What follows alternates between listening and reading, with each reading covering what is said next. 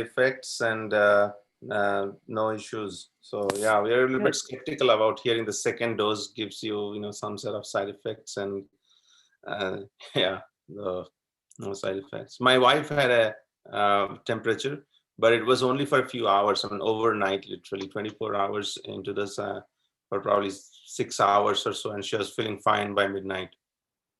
That's good. So looks like the body really reads those instructions, chews them up, spits up new DNA or proteins, and then just gets on with its job. I'll send you some. I got hooked to a really cool set of videos which talks about how this actually works. A young physician's associate has this YouTube channel called Med Ninja Nerd or something, and he has explanation for everything, and so clearly. I feel like I should probably just promote a scholarship or a prize. If somebody can explain cybersecurity the same way, we should have a sponsorship for that. This is but it was good. Thank you. That's fantastic. Well, in a couple of minutes we'll get started, and then we'll go on. I mean, for those joining us, the way we have kept this is, Flavio presents his thoughts for the first 20 minutes, and I mean that's kind of the driving the rest of the 4 discussions. It's mooted around 3 major topics, and that's what we're going to discuss in 3 following segments. And then the 4th segment would be, we talked about all the challenges and problems all the time. What are going to be the solution options for us, and how can we have collective defense mechanisms put together? So that's great. All right.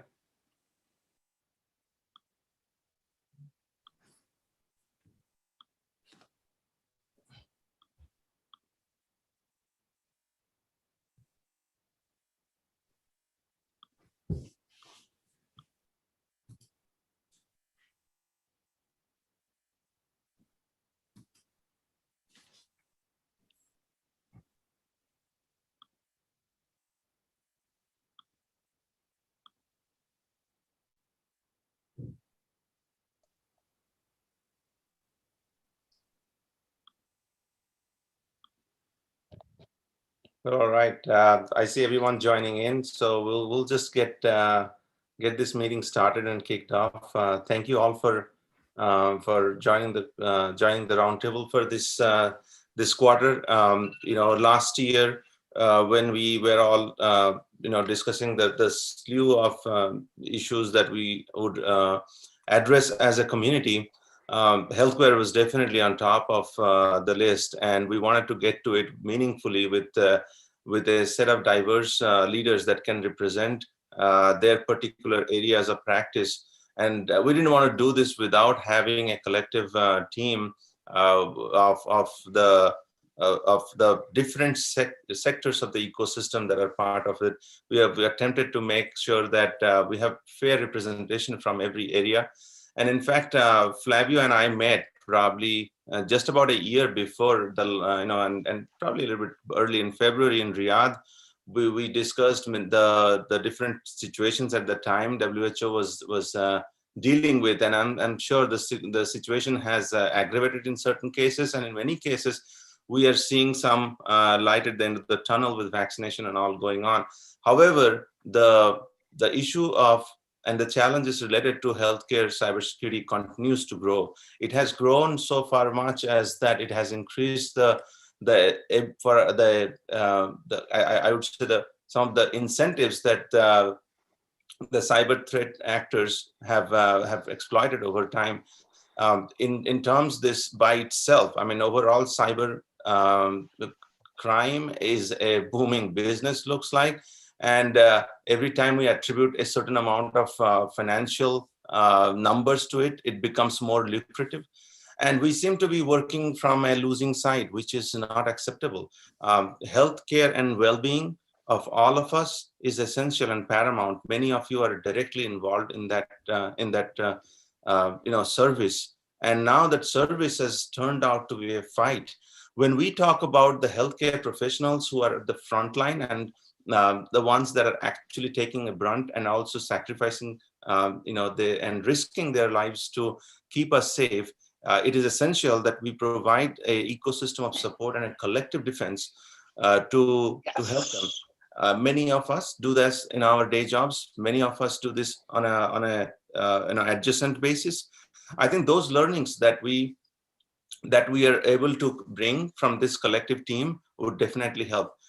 We also discussed towards the building up of the agenda for this particular roundtable this quarter around how can we bring not only the corporate and the organizational side of it, but also there is, from our work, this community's work across and around this cyber health and the healthcare sector. There's also lessons that are learned from adjacent industries that are part of this ecosystem. So there are three areas that we kind of thought and discussed to go through this whole roundtable. And Flavio will lead this roundtable from the front. Of course, I appreciate all of you joining this morning. Many of you have actually a formal vacation, and hopefully that's why we have a good representation. But I understand that's also sacrificing your personal time to contribute to this roundtable event. And so we will not feel bad if you have to go to your personal commitments. And of course, those who are going back to work, I completely understand that those commitments are as important, probably more important than what you're suggesting and advice talking here. But I think this collective body will go through three major issues that we'll discuss today. One is what are our lessons learned over the years, but particularly in the year of pandemic, where the cyber crime and cyber threats against healthcare institutions and the ecosystem has grown almost fivefold over time in a few months. We will also discuss the different collective defense mechanisms that we have as a community. I mean, nobody wants to be part of a losing side. And this is, as I said, seems to be a losing end for us. That is not acceptable to this brave and courageous group that's gathered here. We'll also go through a physician and also a physician community view, practitioner view. With that, we have that in the third and the fourth segments. And finally, I think we talk a lot about the challenges. We all understand, we live through it. However, it is equally important for us to identify the areas of solution, innovation, automation, in many cases, regulation and compliance that we have to maintain the integrity of the services that we provide and ensure that we have practical solutions to get to, which we'll address in the final session. And when Flavio and I discussed to bring this together, it was supposed to be a 2-hour roundtable. Looks like it has grown significantly, and then it was hard to turn down the offer for many of our friends to actually suggest and take advice from their experiences. So the last session will keep a little bit flexible as we go to the innovation solution part. But I am really excited to have you all. I'm really privileged, and the CFF community is exceptionally thankful to you for giving your time, both personal and professional. So Flavio, with that, I turn the mic around to you. We'll have about 20 minutes for yours, 25 minutes for your presentation. We'll take probably a couple of questions, but we'll dive right into the final, the other segments at the bottom of this hour. So Flavio, the stage is yours, sir. Thank you so much for inviting me. And indeed, I think it is a very good opportunity to share and to exchange experiences.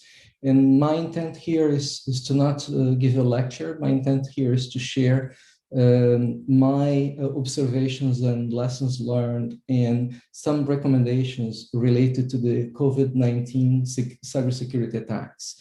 So I'm going to share the presentation, and I hope you'll be able to see it by now.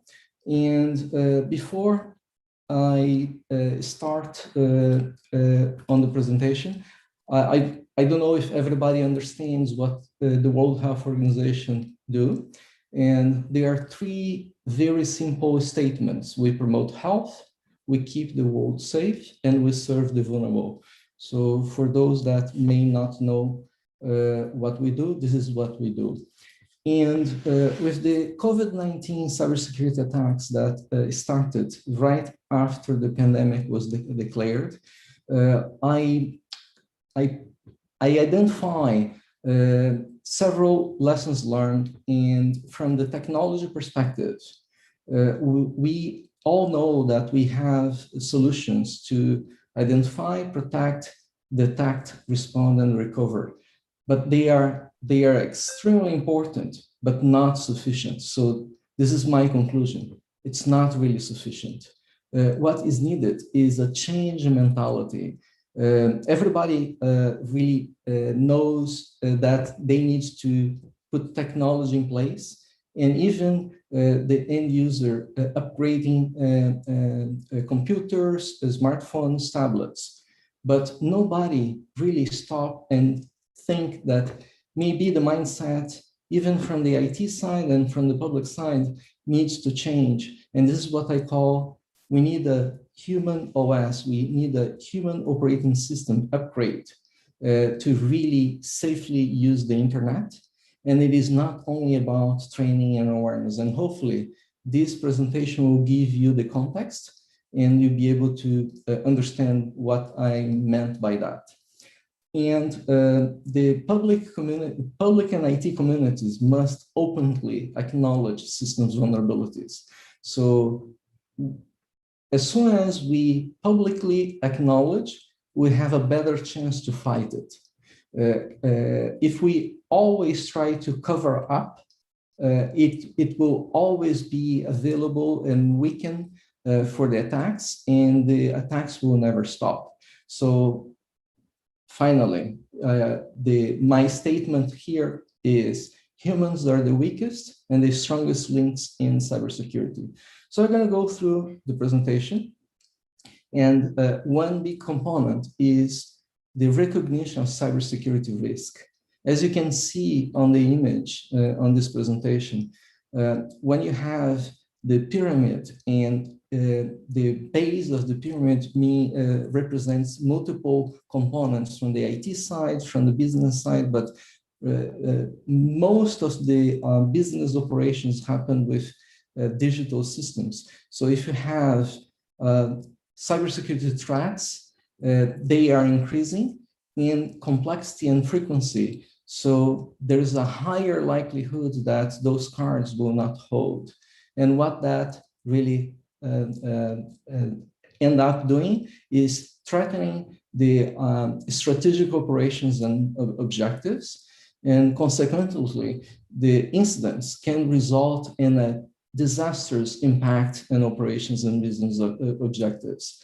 So identification management of those risks are key, and the decision makers really need to understand what risks that they are having, what risks that they are willing to take. So it is not an IT discussion, it is a business discussion. And cybersecurity needs to be part of that business discussion. And cyber risk must be managed at the appropriate level. So it shouldn't be managed from the IT point of view, should be managed from the business point of view. So before the COVID-19 pandemic, we had influential activities changing the mindset about cybersecurity in WHO.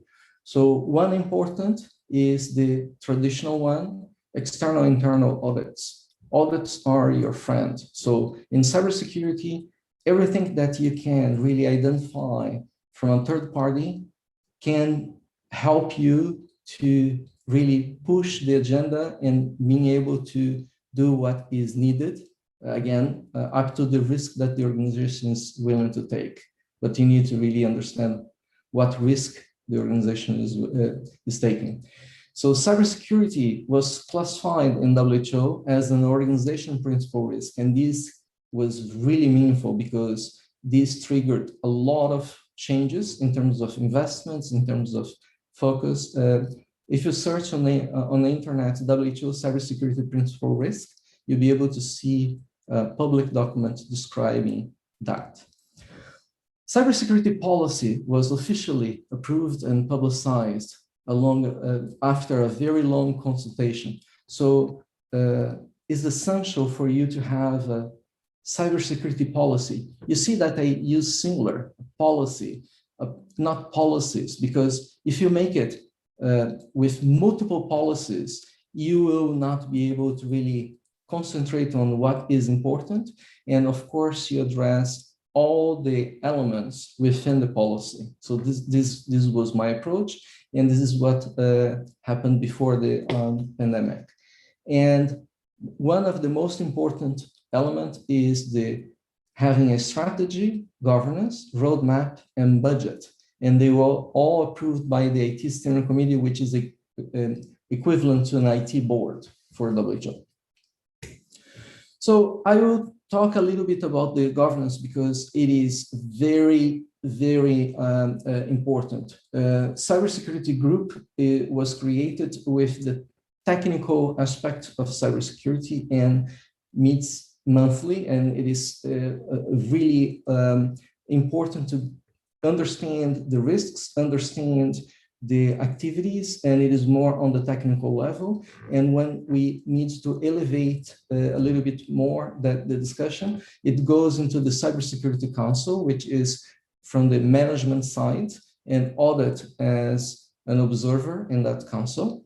And when we needed advice from a higher level, the highest level is the IT Steering Committee.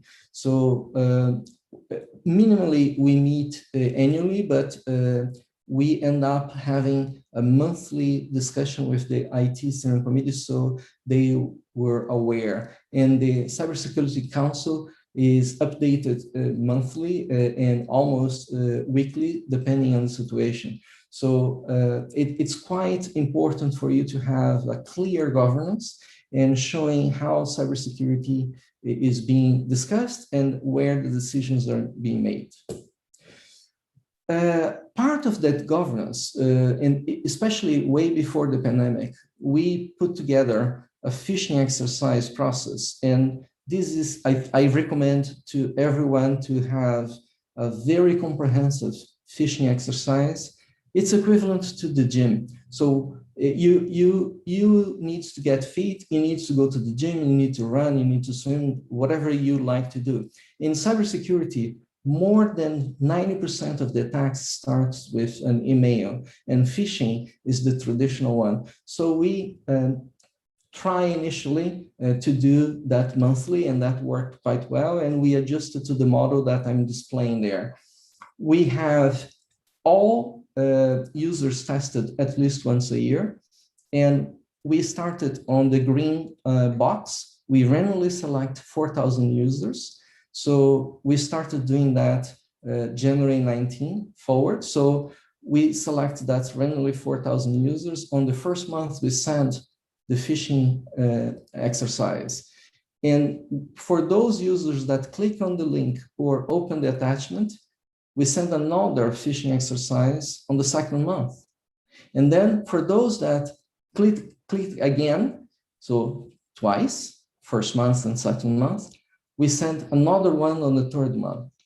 And for those that clicked on the first, second, and third, we have a 101 personal training and conversation to learn from them what can we do to really teach them how to avoid this type of mistake. And we are doing that regularly, and this improved a lot. So I include that as part of the governance because this is a very important component, and phishing exercise is the best way for us to protect because technology is not enough. Doesn't matter what vendor you choose, attackers will always find a way.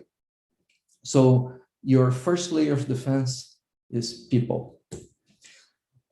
Here in this slide, I wanted to share with you the evidence of the number of cyber attacks in preparation by advanced persistent threat groups. Alexander Urbelis is an ethical hacker and cyber lawyer. He helped me to provide, especially during the month of February, March, April, May, June, July, and August of last year, the list of the number of new websites creation, domain registration with Corona or COVID-19 in the name. As you can see, it started very hot. The number 1,468 is very high. So try to imagine the next month, 76,219. The majority of those are all preparation for attacks. Attacks against WHO, against healthcare institutions, against governments, and so on. So I like to use these slides to show to you that attacks are being prepared way in advance, and attacks continue to be prepared for by those groups. So it is a battle that you need to accept that it is eternal, it will never end, and you need to create mechanisms to really address those. And positive results from all the five-fold increase in WHO attacks. We accelerated plans that we had plans for 3 years. We finished activities that were planned for 3 years in 6 to 12 months. So within a year, we did what was prepared to do in 3 years. We got budgets increased, we doubled our cybersecurity team, and we added new activities that we learned that we needed to add to close several gaps. In this COVID-19 pandemic, the key important accelerated components were multi-factor authentication for all IT services. That's a must. That's the number one. If you wanted a priority number one, I will do that. Enable multi-factor. Of course, integrated security operating center with the SIM, EDR, and vulnerability management was key. And this is what we accelerated that was prepared for 3 months, we did it in 1. In addition, we enabled threat intelligence. So we eliminated a lot of impersonation. So it's quite important for you to have a threat intelligence platform. And the last, but one of also very important, so I will say all 4 are absolutely important, enabling DMARC. The WHO domain was almost being considered a malware on the internet around April of last year. We implemented DMARC, complete reject of anything that was not authorized by WHO, and we eliminated 70% of impersonation on the internet. So we regained control of our domain, and our emails started to really being delivered without a problem towards the destination. Why is not 100%? Is because all organizations needs to have DMARC enabled. And this is quite important. A lot of organizations did. If you didn't do it, please do it. So we plan to implement new technologies. As I said, technologies are important. We still need to do it. So you can see in the list the email advanced threat protection for safe links and attachments. Again, this is the #1 entry point for attackers.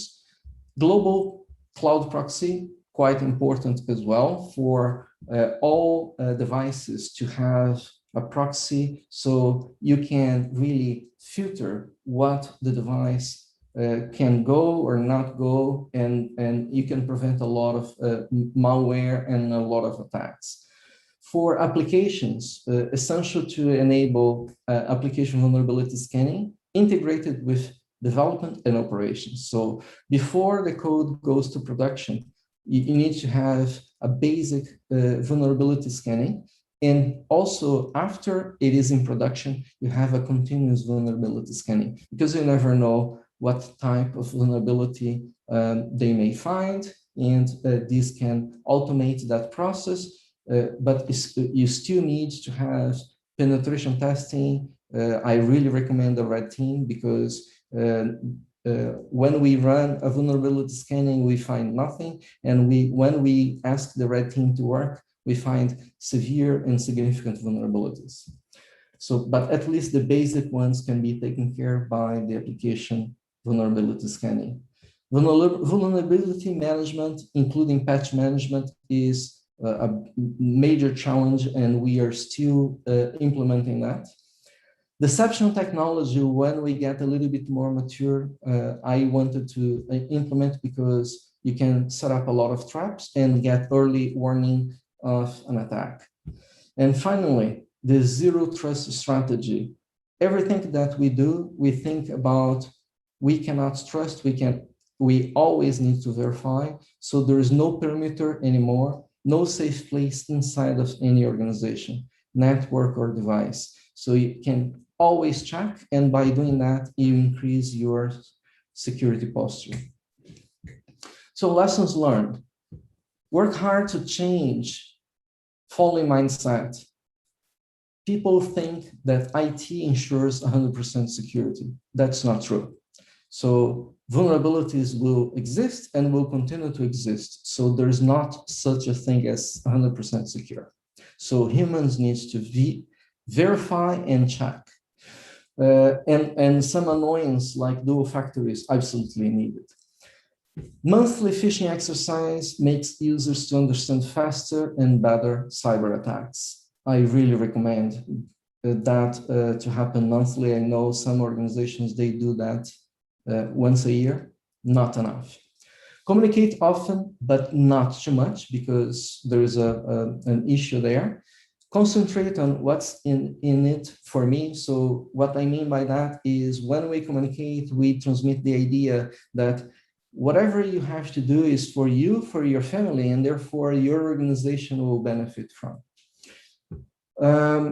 Especially on change in behavior on the online work. So you have to really stop, again, the human operating system and rethink how you behave online.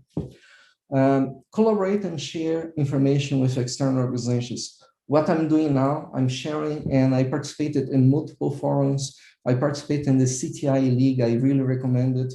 Multiple other forums and with certs from multiple governments.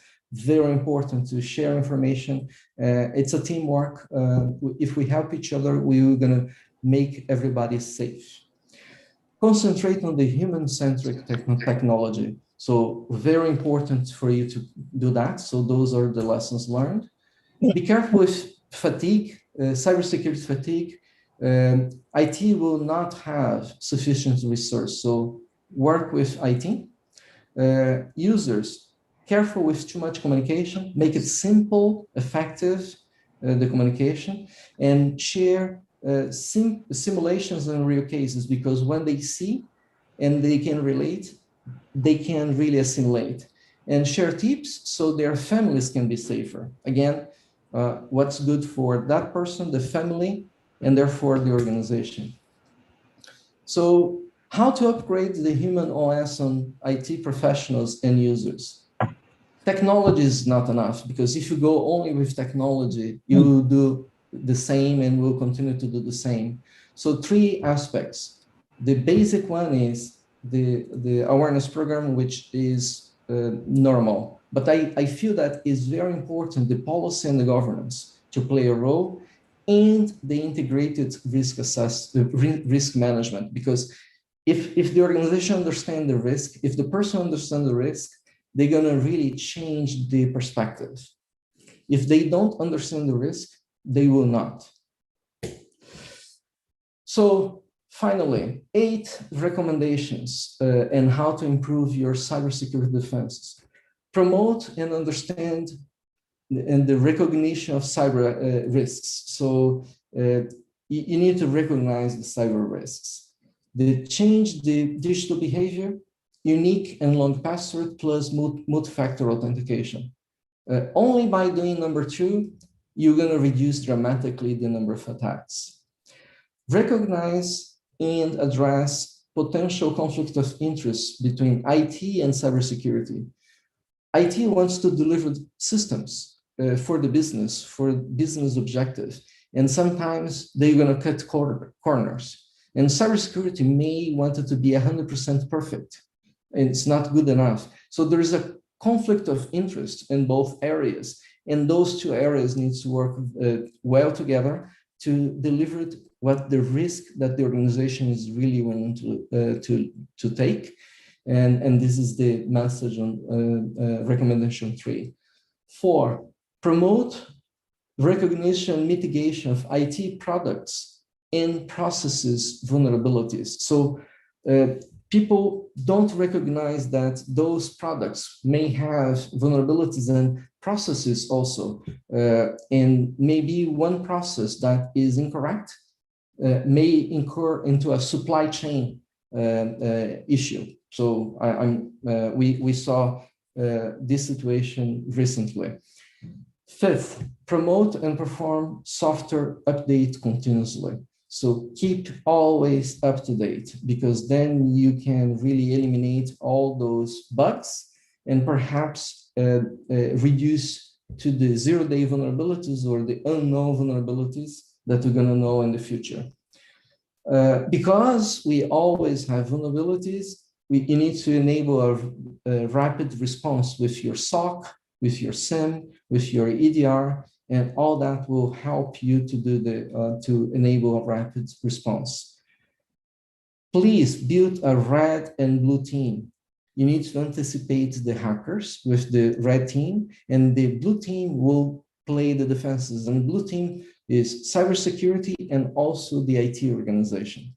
And the red team is the offensive team, trying to imagine that they are the internal hackers and they can find the vulnerabilities, and with that you be able to make your cybersecurity maturity to grow. Implement and maintain a cybersecurity awareness program. So those are the 8 recommendations. Back to the first slide, technology is not enough. The human operating system needs to be upgraded. The mentality needs to change in your organization or yourself. We need to have a public recognition that vulnerabilities exist and will continue to exist, so there is no magic. The only magic, in my opinion, is the recognition that the humans are the weakest and the strongest links in cybersecurity, because they can detect, they can complement the systems, and humans are the ones writing code. So they are part of the puzzle in creating the weaknesses and the strongest components. With that, I'm ready for questions and answers, and I hope you enjoy this sharing session. Excellent. Excellent. Thank you, Flavio, for your excellent presentation and the hard work that you and your team have done to keep WHO protected through this whole turbulent times. I'm sure this will only contribute to making our whole ecosystem stronger.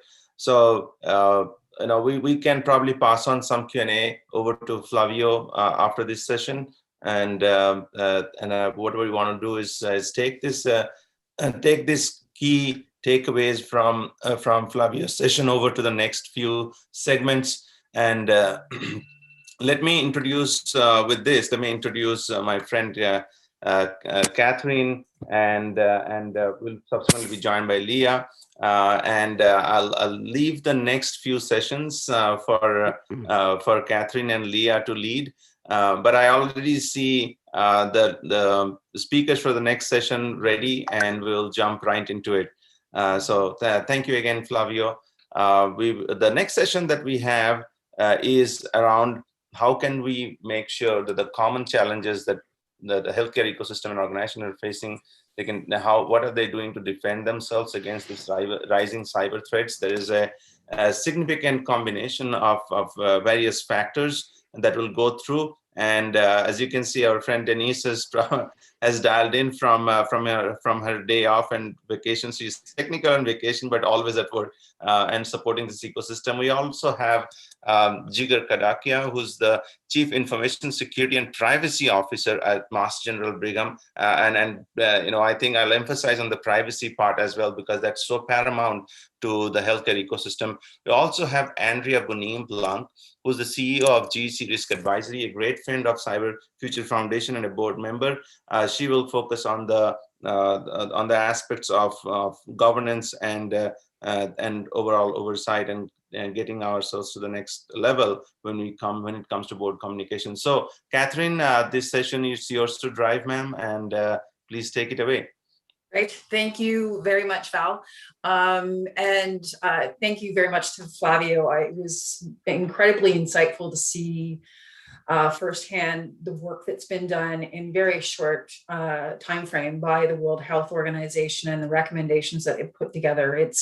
It's very important for us as a community to support the efforts of organizations like the World Health Organization. So in this panel session, we're looking at kind of information sharing, insights, what we're seeing from leader to leader. So I want to just really start it out. And we're going to try to take it from various perspectives, not only from the corporate perspective, but also from the board and institutional perspective. I'm going to start it off with Denise, who I think was driving, but Denise, with your work, obviously in the last year and a half, there's been a lot of things that have been happening that probably have been very insightful for your organization. Can you share with the group some of the things, what you've seen in terms of threats, challenges that are maybe facing the healthcare industry, but also what kind of opportunity this is creating? Sure. So, and just to clarify, I'm not driving. Basically, obviously over the last year, there's been a lot of challenges for healthcare, and we saw a number of things. I think there's also some great stories to tell as well. But as far as the threats are concerned, we definitely saw an increase in phishing and the attackers obviously taking advantage of the various lures, such as the COVID lures, and then also the vaccination lures are the recent things. So as things have progressed over time, we're seeing the attackers take advantage of that. Then of course there was also the interest in IP, so around the vaccines and the delivery of the vaccines. So there's been a lot of activity and threat actors really interested in those kinds of things. So we've definitely been seeing that over the course of the year. And then of course ransomware has been really rampant this year. Healthcare is one of the industries that has been targeted and has seen a lot of the incidents. And the final thing that has really had an impact over the last year is the third-party supply chain risks. So with SolarWinds and the Microsoft servers, those things and Excellion, those have all had huge impacts to healthcare organizations that may have not necessarily thought they were going to be impacted by them, and they were. So those are some of the big things.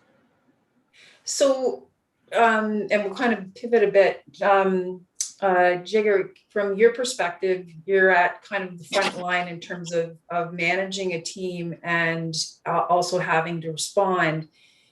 What have you seen that's changed over the last year in terms of not only with the industry, but in terms of the way you're managing your team, the way your communication, information sharing, those types of things? So I would just say, it's been a little bit different. Everyone is remote, right? We are still a remote organization as of today.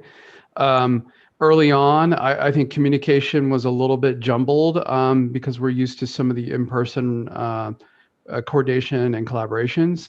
But we've moved on to leveraging tool sets that most everyone's using today, whether it's Teams or Zoom or other mechanisms to communicate and collaborate. So getting the information to the group has been paramount. As Denise mentioned, those attacks that they have seen have been consistent from what we have seen.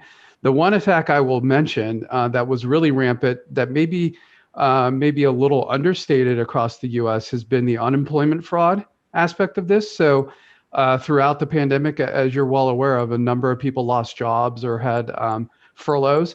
So there was a huge uptick in unemployment fraud across Massachusetts and across the U.S. That was a big factor. And then the other factor that we're seeing both last year and this year is the advent of tax fraud. So a lot of people got stimulus checks, and there's been a lot of targeted attacks against those folks with stimulus checks, trying to intercept the stimulus checks. The government sent out 3 and 4 different stimulus checks to different groups of people, and those have been impactful. So staying on top of that with the community has been a priority for us. And then just gathering information. So as Denise mentioned, gathering information from the different intelligence sources and the different sharing organizations, including law enforcement, has been paramount. But the problem here, or the goal, has been to disseminate the information and make it actionable inside the organization. So that continues to be our priority, is to take all the different information, disseminate it, and then apply any risk factors or risk reduction or any new controls or enhance the existing control set in the environment. Jigger, Flavio talked about the human OS upgrade and that humans are both the weakest and strongest links. From your perspective, again, at the front line and working with your team, is that something that resonates with you? Yes. So he mentioned phishing testing, phishing awareness, phishing education. These are all things that I would assume most organizations do. Clearly, we do that on an ongoing basis. It's been very important to make aware of phishing exercises to our community. Specifically, as Denise mentioned, the targeted ones around COVID and then now the vaccine have been very targeted, and they're very, very good fishes, right? They're not ones that are obvious. They're very, very well-crafted fishes, making sure the community is aware of those. The unemployment and stimulus check ones are also very prevalent out there, and making sure people are aware of those. So we have educated the community and made them aware, and they are, responding to the training and advice that we've provided. So they'll ping us, or they'll delete the message or do something to try to avoid it. And then Denise mentioned third-party impacts. So many of the smaller organizations in the ecosystem, whether they're part of healthcare or part of the supply chain, they have been significantly impacted with ransomware. So there's been a significant uptick in ransomware to those companies, which have an indirect impact to us, right? So as part of the supply chain function or clinical function, they would have an impact on us. So, Andrea, one of the other things that Flavio talked about was the reality that it's just not an IT issue, it's a business issue. And from that perspective, in terms of your work with leaders and the C-suite, how's the response been in terms of their awareness or reckoning of what cyber security and cyber attacks mean to an organization moving forward? Have you seen a shift over the last 12, 16 months? Most definitely, because those expressions out there, don't let a good crisis go to waste. It sort of wakes people up. And there's also this idea that, if you're not prepared, you're going to suffer much worse consequences than if you're prepared. And it's a resilience issue. So I think both boards and C-suites have woken up to the fact that we have this sort of conglomeration of crises, of risks that are, maybe start with the pandemic, but cyber is so intersected with, the pandemic issues, the work from home issues, the frontline worker issues, the unemployment issues that Jigar just mentioned. It's sort of a feeding frenzy of bad actors who have basically targeted a much larger set of vulnerabilities because we're all working from home, so we're decentralized. And so boards, especially, I work a lot with boards of the private sector. And in the private sector, there's always this sort of head in the sand until it happens to you. And especially so at the board level. I think going back to some of the great points that Flavio made, it is a human issue. And at the board level, where you have supposedly the responsibility for oversight of risk and other kinds of things, you don't have the right kind of people on those very high levels of oversight very frequently. It's getting a little better, I think, because people realize they need to have the right kind of people on the board. But we haven't had the right kinds of people to deal with the big systemic risks that we're dealing with, cyber being one of them, but clearly pandemics is another one. This is not going away. They're going to be more in the future, more health related serious threats. We have the whole climate change piece, which is affecting everybody. So we have these big systemic risks which affect all businesses and affect all leaderships. And so both the C-suite and the board really need to equip themselves with a much better risk mindset, need to have much more proactive oversight. I like to talk about lean in governance rather than sit back governance, because what we've seen, historically is a sit back. I sit on such board, not that I serve on such board. I found myself correcting myself at some point. When somebody asked me what boards do you sit on, I said, no, I'm not sitting. I'm working hard in those boards, and most people need to work hard in those boards. They can't be country clubs. And so I think there's an awareness that this past year with the pandemic and with everything that's gone with it, cyber being, I think, the second most important piece of the puzzle. In fact, there's a Allianz Risk Barometer for 2021, which lists the top 10 business risks for the year. They have business interruption as number 1, they have pandemic as number 2, and they have cyber as number 3, and they're calling it the COVID trio. So to me, if boards and leadership teams don't wake up to this and provide the support that they are supposed to provide always to the Chief Information Security Officer and their team, et cetera, we are missing a great opportunity for resilience building and protecting and even developing additional value for the shareholders and the stakeholders. So that's what I'm seeing is an awareness that's finally getting there, but a lot of work needs to be done still. So the topic of information sharing, and it's something that I think those within the cybersecurity industry have been talking about for a while, in terms of we can't be siloed and we're not an island onto ourselves anymore, creates that whole discussion around, well, how can we better communicate? And, Andre, you're just talking about that right now in terms of the need for information and how it's communicated at a board level. I'm going to kind of push this over to Denise a bit, because obviously that points, I'm not saying points the finger, but shines the light on the importance of information. And Denise, during a time that is frantic, we can say that, and global, what have you seen, or what are the demands for your organization in terms of getting that information, communicating that information out? Has it changed over the last 12 to 16 months? Has it accelerated? What are you folks seeing from your vantage point? So it's really funny that you mentioned no organization is an island, because I actually had that on the top of one of my comments I was going to make today. And actually, I think it's really interesting, because I'm going to tee up a little bit of that. So a lot of times what we see with organizations is many of them think that they're too small, that they can't ingest the information that's going to be shared, that they aren't going to be a target, or that they won't be impacted by incidents. And then also going back to what you said, Andrea, you can't learn from oh, that's not going to impact me. For example, SolarWinds. I don't use SolarWinds, so why should I worry about it? But the truth is that information sharing is something that's easy to do. It doesn't cost a lot of information. And there's a lot of human reasons why people don't share information. One is, as simple as the fact that, hey, the big boys they're going to look at me and look like I don't know what I'm talking about. And so, that's absolutely not the case. When someone asks me about the ISAC and what we are a community.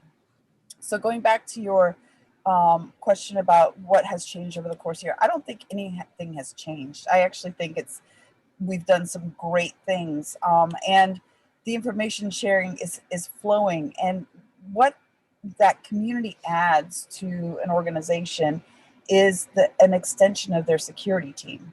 And I go back to what happened during NotPetya, when that happened on June 27th in 2017.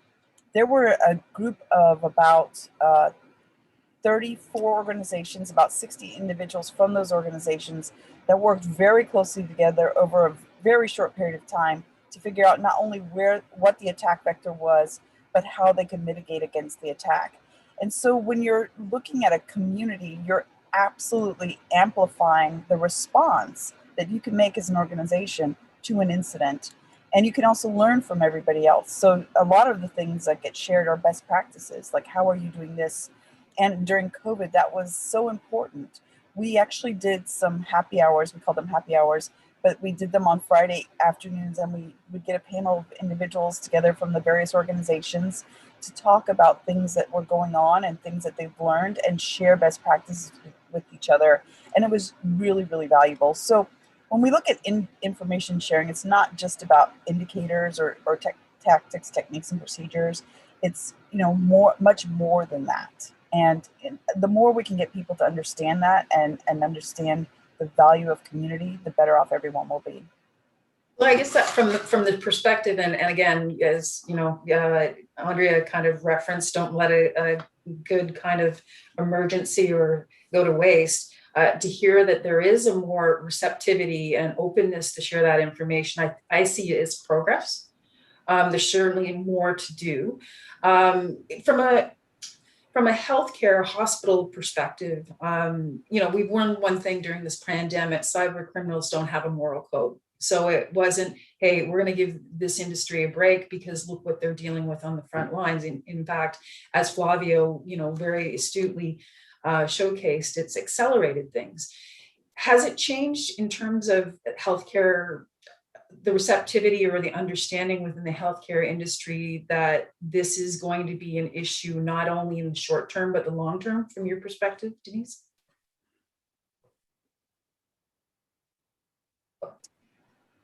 Oh, sorry, was that for me?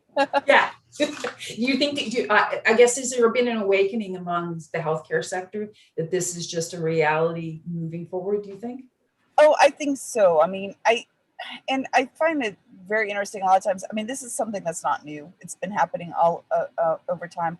I think what's new is people realizing that they do need to share, they do need to be aware of what's going on around them, and they do need to understand the impacts to their organization, and not even just their organization, but the ecosystem that supports them. As Jigger mentioned earlier, you know, having your supply chain impact, it can actually impact you as well.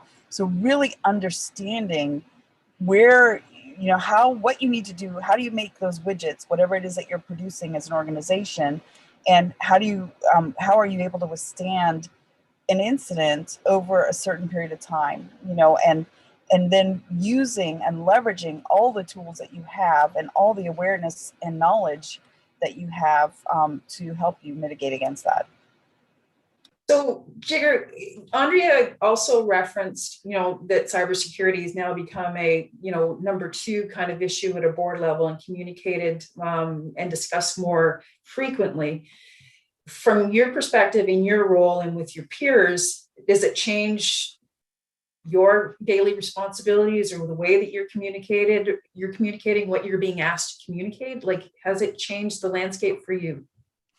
So it hasn't changed the landscape for me because I had already been reporting to the board on a periodic basis amongst other executive level committees within our organization. So from my standpoint, the reporting and communication standpoint hasn't changed, just some of the content has changed. So they're asking more targeted questions about what's the impact of SolarWinds to us, what's the impact of these other things to our organization, how we're protected, et cetera. So those are the questions that are coming from our executive leadership. So they're asking more detailed questions, and they're asking questions related to what they see in the news and what their peers in other industries are seeing and are being impacted by, and how are we addressing those, responding to those, what's our risk factor, et cetera, everything that Andrea talked about from a risk perspective. Those are the questions that are being asked, and those are, you know, that's the mindset that I'm seeing. So with those questions and more of those questions coming, again, how important does data and information become for you? Because you're going to communicate that out. So it's critical, right? So, I mean, as Denise has said before, we need to work as a group. So everyone in the ecosystem could be impacted by a ransomware attack or any type of attack. Most likely everyone is seeing similar attacks, if not the same attack. The quicker we can communicate to one another and share the tactics that we use to prevent the attack or mitigate the attack, the faster the ecosystem is saved. And so that speed of knowledge and education is critical for us to take action. And the ISAC is one of the best areas to get that info. Clearly peer-to-peer relationships are going to be very important because you might get more of the inside baseball knowledge. And so those are critical relationships as well. And then any other relationships that you can form and gather data from. So, government, Department of Homeland Security, FBI has a lot of information that they can provide and share on threat actors, and they have the long-term threat actors. So gathering that information and taking action is critical. Gathering the information and sitting on it is not going to be very viable in the short term or in the long term. Clearly, the threats are going to evolve over time, so everyone is going to need to continue to stay on top of whatever news there is. At the core of it, as Flavio mentioned, the core of this is basic cyber hygiene, right? So patching and maintaining OS updates, et cetera. That's the basics that can help prevent a lot of this, which a lot of organizations struggle with. So, Andrea, from the perspective and the points that Jigger's making in terms of peer-to-peer and that communication and the information being communicated up to the board in a more specific manner, has it changed the mindset of leadership in terms of budgets? I mean, we saw in Flavio's presentation that the budget went up, significantly for the World Health Organization. Is that something you're seeing more predominantly within leadership and at a board level? Definitely. Clearly people have been rattled now, and they realize that they are also targeted. There was that saying that Bob Mueller, when he was the FBI director, said that there are two kinds of companies, those that have been hacked and those that have been hacked but don't know it. And I think this last year has really underscored that. And it's gone, as Denise said, it's gone to small and medium-sized companies as well. So we're not just talking about the big behemoths that are being targeted, who actually are well prepared because they've been targeted in the past and they have the budgets that they need. I'll never forget the JP Morgan case in 2015. They were prepared. They had a cybersecurity program and risk management and what have you. And they were spending at the time, I think, $250 million for their cybersecurity budget, and they doubled it right after the attack that they suffered that was very public. And I'm sure it's way more by now, but the point is, sometimes you have to suffer the crisis to translate that into action and budgets and resources. And I think this last year has been a mega crisis that has awakened boards, and they're realizing that they have some personal reputational stake in this as well. And that's why I think it's good that boards are starting to open up to having seasoned people who are CISOs from current or past life, maybe retired or chief risk officers, people like that who can actually help create the lens into and the understanding of the resources that are needed, the budgets that are needed. So I think there's slow progress because of this big jolt. So we've got approximately 5 minutes left. I wanted to give each of you an opportunity to provide closing remarks. It may be what you've learned, what you hope to learn in the future, aspirations and hopes of how we can, as a community, help the healthcare industry system moving forward. We'll start with Denise. What would be kind of your closing remarks on this? I always like to say, together we stand, divided we fall. And I think the more that we can work together to share information, to share situational awareness, to understand things that happen to other organizations are things that we can learn from. And then to get the understanding and buy-in from top leadership as to why it's so important for an organization to be part of a community of sharing, so that you're not saving pennies now to only spend millions later when you're attacked, I think is something that I really would resonate with. Jigger, thoughts? Yeah, so I think the go forward is going to be changed. Clearly, remote work is here to stay, especially for most organizations across the U.S. In healthcare, it's a bit of a paradigm shift. I think we're going to need to be more cognizant of that type of working relationship as we go forward with threats. And then we need to be willing to change. So we need to change our tactics. Clearly, the hackers are changing tactics on a continuous basis. We need to be able to change our tactics, and we need to be able to change quickly. And we need to share. We need to share with each other, not just within the industry, across industries, because there's a lot of knowledge to be gained from others, especially those that have been attacked that are willing to share. Those are the best lessons learned, so that we can address and try to protect ourselves. It's fantastic. Andrea?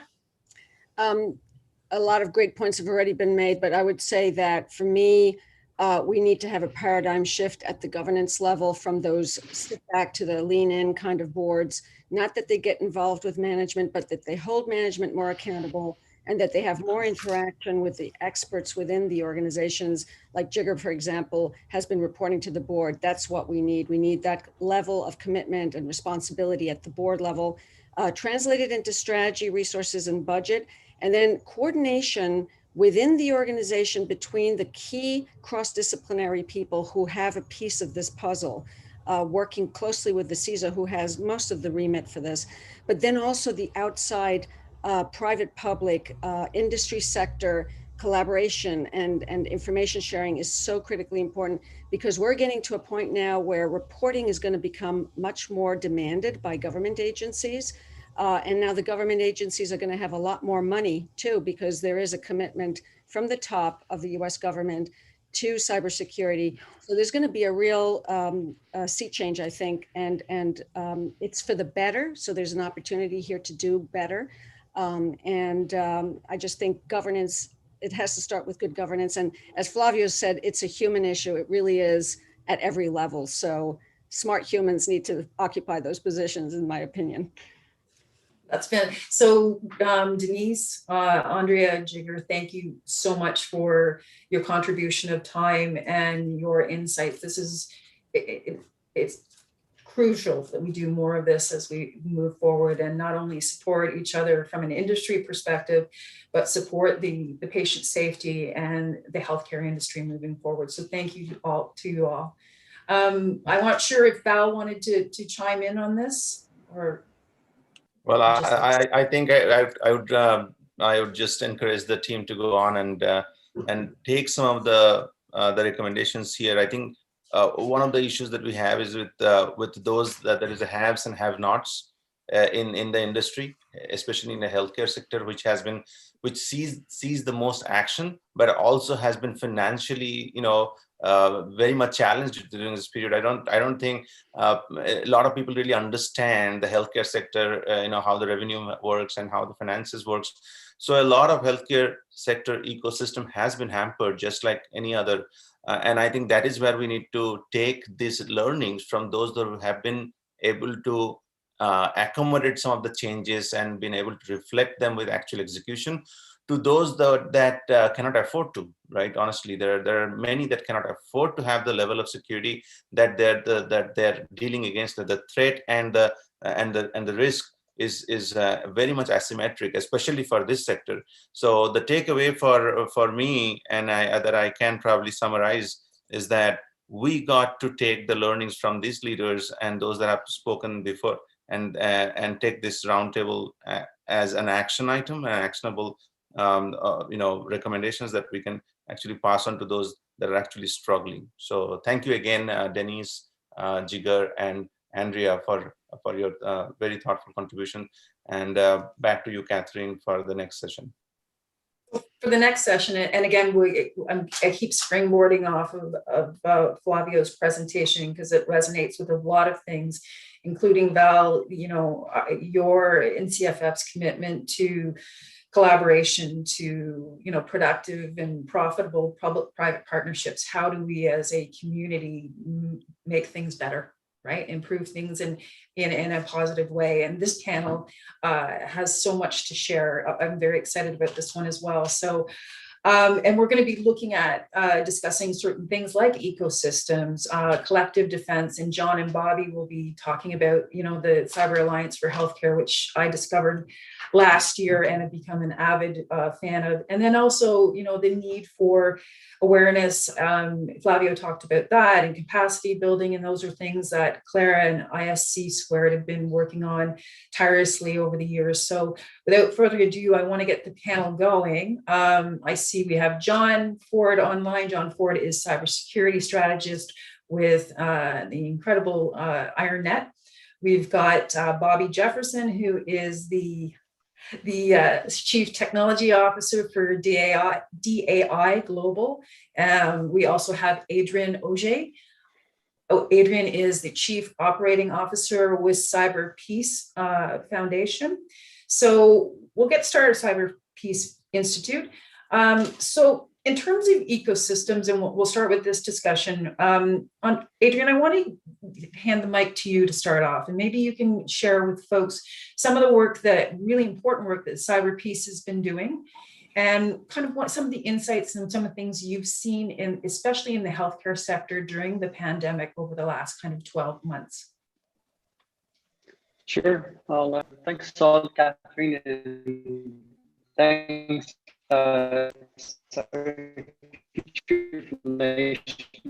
for having me.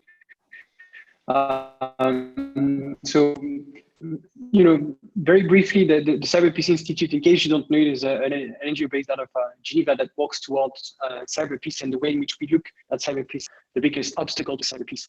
That's it for the presentation of the Institute.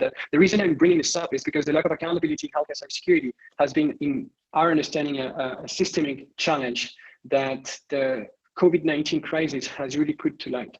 And I've spent my career in crisis response, and there's an old saying that's not super nice, but that's still super relevant, and that goes, never waste a good crisis. And as horrible as it sounds, the COVID-19 crisis reveals some of the gaps that we have in cybersecurity in many other sectors, and reveals one primary element that we're really working towards fixing at the Institute, which is the fact that we don't talk enough about what happens to human beings when cyber attacks happen. And in that present case, right, we have seen a massive surge of attacks, as previous speakers have mentioned. We have seen more direct impact to people and populations.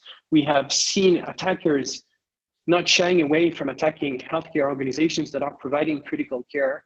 And so what we've realized is that not only anyone can be behind those attacks, because the lack of accountability, the fact that we don't have legal instruments to prosecute across borders, makes it easy for criminals to conduct those attacks. So anyone can be behind those attacks.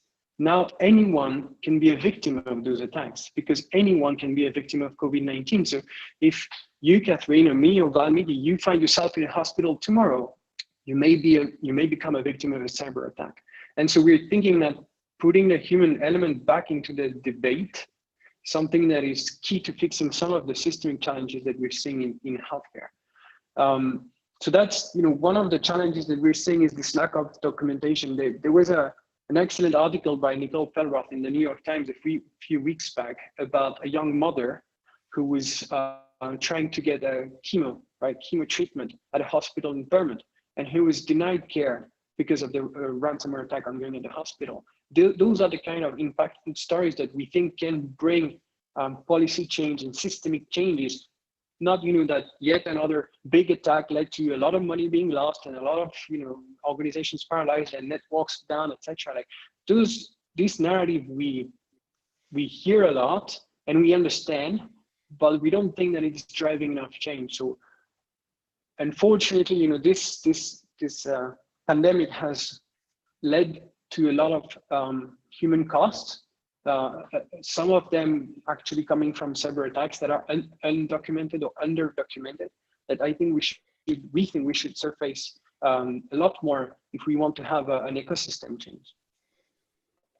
So Claire and Adrian touches on so many important points here in terms of the impact that we've seen in the healthcare or healthcare industry has seen. As I said before, the reality that, cyber criminals do not have a moral compass. And this was not only, there was not a time where you're going to step back. It was actually become more aggressive. What have you seen? What has ISC Squared seen in the last year? What is your team seeing that's changed in the industry? And what kind of support is coming from outside the industry to help healthcare? So we've seen a lot, right? We've seen all the things I think that have been talked about here already this morning about the increased threat vectors. Cyber attackers have been given a new playground, essentially, when a full global workforce, right, a year ago moved remote, and it's just increased the threat incidents, and it's been fairly astounding. But what also I think has been very positive is that we've seen, Denise, I think it was, talked about the idea of community, and we have seen a certain rise in the cybersecurity community in terms of information sharing, best practice sharing, lots of resources available, lots of online forums, webinars, other ways for people to connect with others, whether they're from large organizations or small, to get the support they need. And then within the healthcare industry, right, there's some very special considerations because, if you're not in the healthcare industry, you often try to calm people down by saying this isn't a life or death issue, right? Well, it is in the healthcare industry. These cyber attacks can be. Plus, we have the added layer of the PHI and the privacy issues that are of concern to organizations.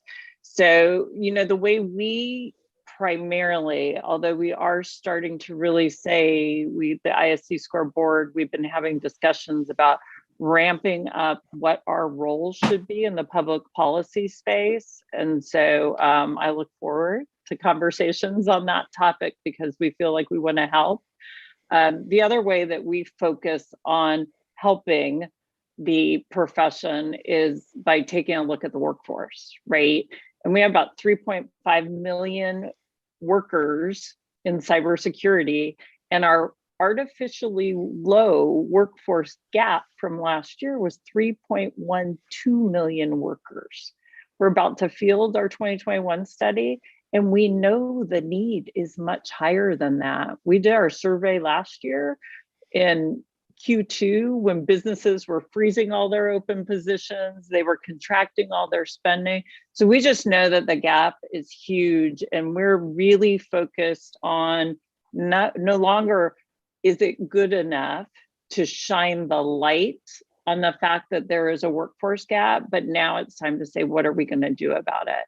And so a lot of things going on there. We actually specifically within the healthcare space have a healthcare certification. So it's looking at what are your InfoSec needs, and specifically within the healthcare vertical, what do you have to think about? So that's one way, but I can talk later about kind of more broad ways that we can help address that workforce gap issue, because you can't just turn over a rock and find 3.1 million qualified individuals. That's a conversation that could go on for a while. Yes. But let me ask you a quick question, because it'll kind of lead into the discussion, the further discussion. Supply or demand far exceeds supply in terms of talent in cybersecurity. So if we shine the light on healthcare specifically, if they have that challenge in finding that talent, how important or pivotal do you think to address, especially near current state need and future state need, is going to be in terms of open collaboration or in public-private partnerships to help support industries such as healthcare? Do you think it becomes critical now? Oh, I think it's absolutely critical. I think it's absolutely critical, because I think together with those kind of what you call the public-private collaborations with the work that the Cyber Future Foundation is doing and others with work that we do. If we can understand where the needs are the greatest, we can help work to see how can we fill those needs, right? And it's hugely challenging, but it might not be as challenging as we've thought it was historically, because I think as we dig into ways to fill the gaps, there's some ways that are outside that if we shift our paradigm about what a good cybersecurity professional is, that we can find answers that aren't down the paths that we've been looking historically in terms of skill sets, educational background, et cetera. So, John, your founder and CEO, retired General Keith Alexander, has been a longtime advocate for collaboration in terms of addressing cyber risk, and has been a huge advocate around the whole concept of collective defense. Can you give the audience a little bit of insight into what's that meant in terms of IronNet and some of the work that's being done with the Cyber Alliance to Defend Healthcare? Sure, and thanks, Catherine, for having me here today on the panel. Yeah, you know, it's very interesting going to work for a retired four-star general. A lot of insight, but really, General Alexander noticed when he ran U.S. Cyber Command was that he had visibility into all of the government networks, and he could see the threats coming to the government. So, and nation state attackers are very, very good, but he had visibility. And what he realized when he retired, he wanted to continue this mission of being able to defend the nation. But when he was at Cyber Command, he couldn't see what was going on at a J.P. Morgan Chase or a Target or a major enterprise or a healthcare institution, right? And so, like, the whole mission of collective defense is that it builds upon what, say, the work being done at the ISACs, is that we don't defend in isolation anymore. Unfortunately, Team Russia is better than J.P. Morgan Chase. I mean, as much as J.P. Morgan Chase spends on security, the nation state actors, given enough time, will complete their mission, right? So it takes more, and we've gotten very far. The work that the ISACs have done are phenomenal as far as sharing, but we need to take this to we need to build upon that and take it to a new level. And what collective defense does is basically what we do is we anonymously share network behaviors about unknown threats. So these aren't items that we know about. We're sharing behaviors collectively in either company sectors or nations about threats that what we call unknown unknowns. And when you have this concept of sharing and collective defense, you get to see visually, it almost looks like air traffic control, if you can picture that, where you have visibility of all the planes in the air. You may not know which plane is Delta or United, but there's planes in the air, right? And with collective defense, what we're able to see in the healthcare sector is we're able to see the threats as they come into the sector, and they may be targeted at one company, but every company gets to see that threat coming into the sector. So it allows us to do several things. One, we're not defending in isolation anymore. We're defending as a sector. We're defending together. Two, we're pooling our resources. You simply can't staff your way out of this problem, and nor can you spend your way out of this problem. It's just not reasonable, right? And not every organization has the same skill set. So what we have in our Iron Dome, if one company has 3 SOC analysts and another company has 30, another company has 10, we now have 43 people collectively looking at this same issue. And we can prioritize the threats that are coming into the sector instead of spending time on things that might not be malicious. We can all focus on the ones that matter. So, I use this term, a rising tide floats all boats. When you think about in healthcare, I've been the CISO of several healthcare organizations, and I can tell you what I realized is, the closer you get to where care is delivered, more challenging security becomes, right? And oftentimes they don't have enough of the right resources. And so in this model of collective defense, we can pool our resources and get the very best talent threat as they're hitting the sector. You mentioned the Cyber Alliance. The Cyber Alliance was born out of C5 Capital shortly after the pandemic. And really, this is a collaboration between C5 Capital, IronNet, a company called ITC Secure. And essentially what it was we wanted the healthcare sector to focus on delivering care to patients. And what we did is we focused on helping them defend their companies. So we brought them into a dome, what we call an Iron Dome. And we basically manage this threat environment and allow those healthcare organizations to focus on delivering care to the patients. So I mean, it's a very high level. There's a lot more technical to it, but at a very high level, that was the premise, and that mission continues as well. So Bobby, because DAI is also a part of the Cyber Alliance to defend healthcare, and when you and I spoke the other day, you were talking about some of the work that DAI is doing in, we'll say, in maybe have-not countries like Nigeria. Can you share with the audience some of the things that your team has seen over the last year and some of the experiences you've had as being part of the Cyber Alliance? Great, thank you, Catherine. Appreciate being able to share. So again, I'm Bobby and Chief Technology Officer for DAI. And so from a cyber perspective, what we're really appreciative of being part of the Cyber Alliance to defend the healthcare, specifically on healthcare, because we've held roundtable cyber exercises in Ukraine and Nigeria and some of the places where the state-sponsored actors are using as test beds. So they use Ukraine as a test bed to test out things before even it goes to the West.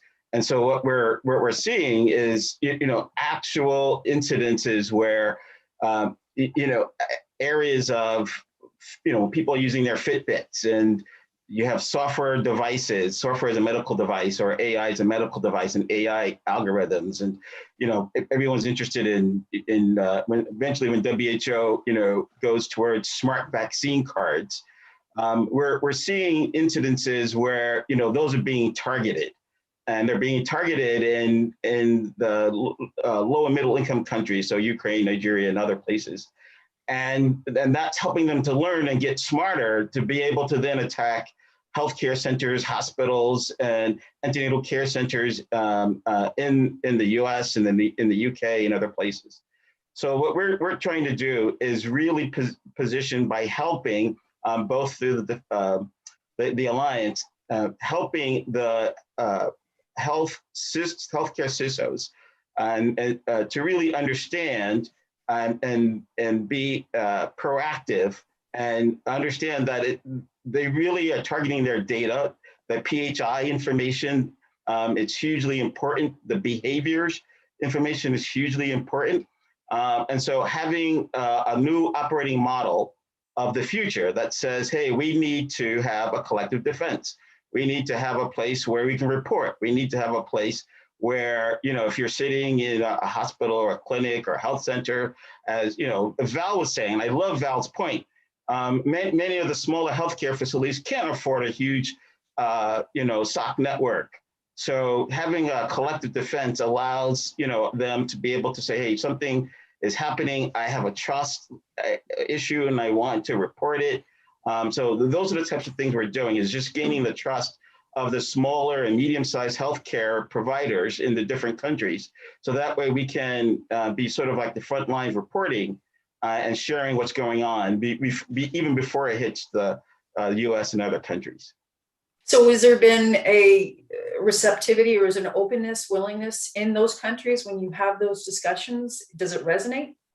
Yeah, I would say, at first it's similar to what we've heard Fabio, said earlier, which is, many of them don't think or understand, well, why would a attacker, go after me, for ransomware and other things. And then, we definitely show them and explain to them and just use, for example, we've seen where in some of the healthcare settings, they're still using open Wi-Fi. And so they're, people are using war dialers and others to get in phishing techniques because they want to know who are the COVID positive patients. If you're a politician, they want to know who are the HIV positive politicians and leaders, and being able to publish that. And so that's happened like in Mexico and in Indonesia where that happened. So when we actually show them the very specific examples where they're being targeted and why, they absolutely now want A, assistance and help, but B, they don't know where to turn. It's that, that issue of, okay, I'm vulnerable, now what do? I don't have enough resources. So that's where I'm really glad to have, participate with the Alliance, because this is a place where, they can at least get a response and get some consultation, some help and support to actually make a difference before something happens. And I have to, and again, I kind of referenced it earlier, but I have to commend C5 and the Alliance for not only standing up the initiative as quickly as they did when the pandemic broke out, but actually moving it and progressing it, because that's, I think we've gone beyond the stage where we can analyze and discuss. We really need to implement and progress. So, it's great to hear that it's having an impact not only on the industry, but on individuals and human beings, because that's the most important part. If we pivot again back to what Flavio was talking about. Adrian, from the perspective of the Cyber Peace Institute and a lot of the work that you've been doing, what are you hearing from the healthcare sector now in terms of wants, needs, desires for the future? Well, desires for sure. A bit of peace, a bit of cyber peace would be nice. A bit of stability. I think there's an element of fatigue that's undeniable, and healthcare professionals are really getting tired. I'm in France right now, and we're starting a fourth confinement. So there's really an element of tiredness, which is not going to add to the good cybersecurity posture that hospital staff are going to still need to pay attention to in the coming weeks and months. So I think, they need some kind of a truce, right? They need a ceasefire. They need for this to stop. But this is temporary, right? It's going to stop now, and then there's going to be another major healthcare crisis in 5 years, 10 years, 15, 20, whatever, and we're going to go back to the same thing if we don't fix the ecosystem issues, right? And I'm going back to that idea of accountability. We really think that if there was a possibility to hold everyone more accountable, and that's, I think, the power of accountability is really underestimated in bringing that kind of a truce and a long-lasting peace, in particular to healthcare. Basically, we really see that everyone has a role to play in cyberspace, right? We often think that accountability is good for criminals and board members or heads of states, but for sure they have a huge role in that. And at the Cyber Peace Institute, we organized a public call last year, signed by over 40 public figures, including Nobel Prize winners like Desmond Tutu. We had Madeleine Albright, Eugene Kaspersky, Ban Ki-moon, etc., to really call governments to better protect healthcare against those cyber attacks. But that's not enough. Heads of states, they cannot do everything. Decision makers and companies cannot do everything. We all have a role to play. Catherine, you have a role to play. My mother has a role to play. And as soon as we step online, we need to be conscious of that role, whether it is not sending some disinformation messages on WhatsApp about vaccine theories, all the way to obviously not conducting ransomware attacks against healthcare. We all have a role to play. And so we think that pushing for that idea of accountability is something that's going to help a bit more stability in healthcare.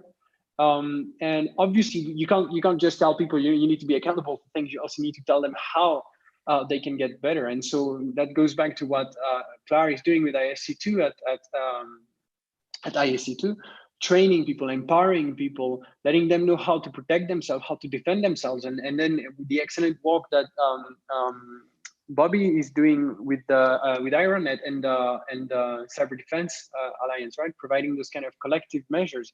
Those are essential as well in providing some kind of truth and hopefully long-lasting peace. But I also want to bring the human element into this, right? There's, I think, underestimation of the psychological impact of those cyber attacks on healthcare professionals, on patients, obviously, but also doctors that are working countless hours, on IT staff. I think Clara was mentioning the shortage of talent, which means that people are stretched super thin. And so when you're running behind a crisis for 2 years now and doing long nights and shifts, like this gets tiring, and it may exhaust that the amount of talent that we have just out of burning people. I think that there's a lot of discussions recently in the cybersecurity industry over CISOs burning out, right? And what is it going to be for CISOs in healthcare? We're going to know about this, I guess, in a few months from now. And the last thing is for us really like this idea of, to drive change, we need to document impact better. We need to be able to tell humans stories about humans that concerns humans and not computers, right? Yeah. Cyber is not computers. Cyber is about connecting humans using whatever means, electronic computers, etc. But it's about humans, and so we need to put the human back into the story. And that's why, if you allow me 1 second, we launched 2 initiatives at the Cyber Peace Institute to put the human element back into cyber. One is Cyber for Healthcare, that we're doing with a number of partners, including Unisys. I know that Tom Patterson was there before, to provide pro bono cybersecurity help to those who have no one else to turn to, right? Because a lot of the measures that we have discussed today cost money, and so they're available to some healthcare professionals, to some hospitals in the world, but they're not necessarily available to everyone. If you think of healthcare in emerging economies, a lot of it is provided by civil society organizations that certainly do not have the resources of large hospitals.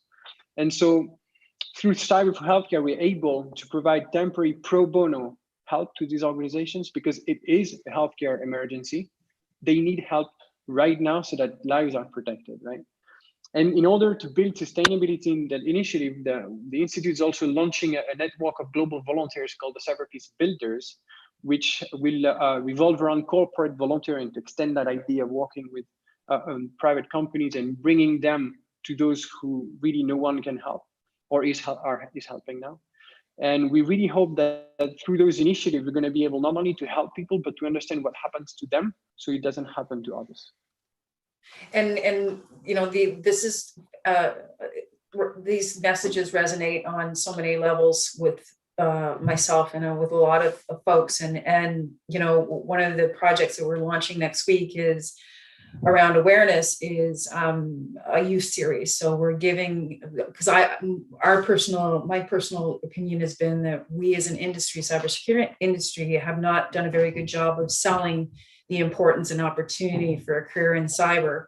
So Claire, if I kind of push over to you and start talking about capacity building and awareness, what do we need to be doing better as a community? What do we need to do to ensure that sectors like healthcare have the capacity and the skilled talent and the support of industry? What do we need to do better moving forward? Well, I think one of the things we need to do, that's a great question. I think one of the things we need to do better is already being demonstrated by the people in this panel today, is we need to look past ourselves and channel the power of coalition in the community, right? Because we all have something unique to contribute to providing solutions. And so specifically, it's actually interesting, my former board chair he's my former board chair, but he is a CISO of a major healthcare organization in the US who actually grappled with a very high profile incident last fall. And one of the things he told me, he said, one of the most important things you could do relates to what you just said, Catherine. You got to start earlier. You got to start working with youth and encouraging them to pursue cybersecurity careers. You got to debunk the myths that you got to be a computer science major. You got to talk about the things like analytical thinking, creativity, critical thinking, problem solving, the opportunity to work in teams to solve problems, that those are all things that help make those careers more attractive. And then also talk about the different ways you serve within different industries. And I heard recently, this is not scientific, that like applications for medical schools were up 125% this year. because there is, people do want to do good, they want to give back, and they want to work within this industry. So I think we have a lot to do about starting our conversations earlier, creating pathways that are achievable and successful. But it is, I can't sit in my office, well, my home office, and create the path. I have to do that by talking to healthcare professionals and business organizations and say, what do you need? Let me help you. And that, for us, that's what we're here. And that's the benefit of being a not-for-profit organization that's, you know, we're vendor neutral, technology agnostic. We're here to help. So.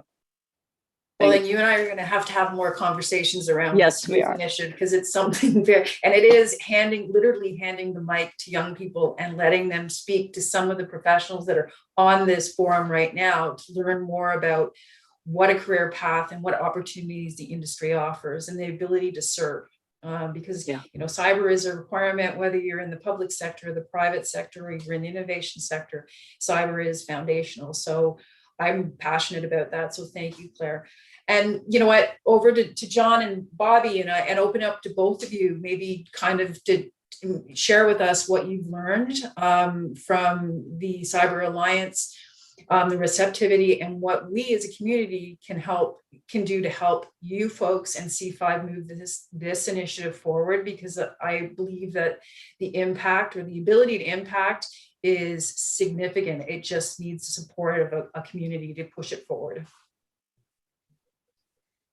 Yeah, so I you know, the Cyber Alliance is such a great initiative, you know, and really, obviously, you know, timely. But, you know, in addition, like if you think about the work that Bobby's doing with the Cyber Alliance, like on our side from IronNet, you know, we're providing the resources to get people into, you know, this Iron Dome. We also support a CISO forum, you know, that meets with key leaders in healthcare on a quarterly basis.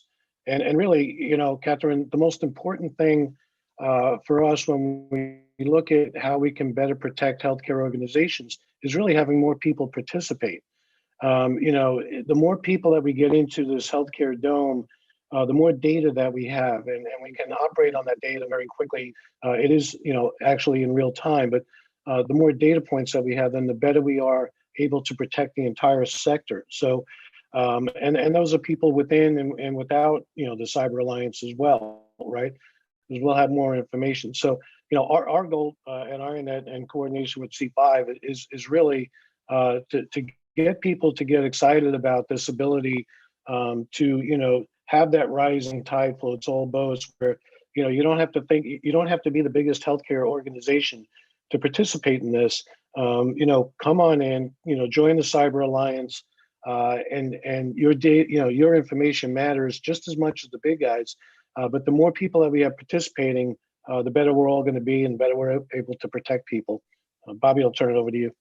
Great, thank you, John. And I would say just briefly that the importance of participating, joining, and sharing your stories. So, you know, what I would do, you know, we've shared issues around vaccine hesitancy, and reasons why healthcare institutions are seeing, you know, medical staff and others, because of misinformation and disinformation, don't want to take the vaccine.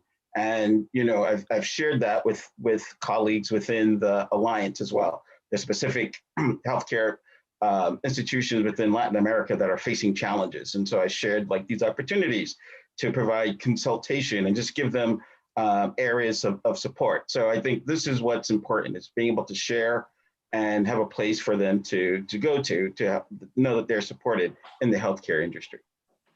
Well, we're a little bit over this conversation. Next time around, we're going to book more time, because it's been fascinating and so important. So Bobby, Claire, Adrian, John, thank you so much for contributing today. I know you got, some folks did it on a very short timeline. So again, thank you so much. And Val, I'll hand it back to you. Well, thank you. folks. I barely wanted to, you know, kind of disrupt this conversation, because this is really the meat of it, and I think we'll advance to the next session only with the takeaways from here. So, my short comment here is, I think this collective team and the collective defense is probably our best chance, right? This is how we are probably going to get together and be on the winning team than being fighting an asymmetric battle against cyber threat and cybercrime. So with that, I thank you for joining us this morning. And again, turn it over to Leah, my colleague from CFF, to drive the next conversation, which is going to be around the actionable part of this. Okay, so thank you all, and over to you, Leah. Thank you, Val. And yes, great information sharing thus far. And we have more here. So I want to introduce the next set of our speakers for this segment specifically. We've got Tom Patterson, the Chief Trust Officer at Unisys, Jelena Milcevic, she's a nurse and cybersecurity researcher in Europe, Greg Garcia, who's our Executive Director for Cybersecurity at the Health Sector Coordinating Council, and then Dave Guffrey, and he's the Medical Device Cybersecurity Program Manager at Mass General Brigham. I'd like each of you actually to give a little bit more background just about yourself and what you're specifically doing within healthcare and cybersecurity, because the four of you come from very different backgrounds here today. So Tom, if we can start with you, please. Thanks, Lee.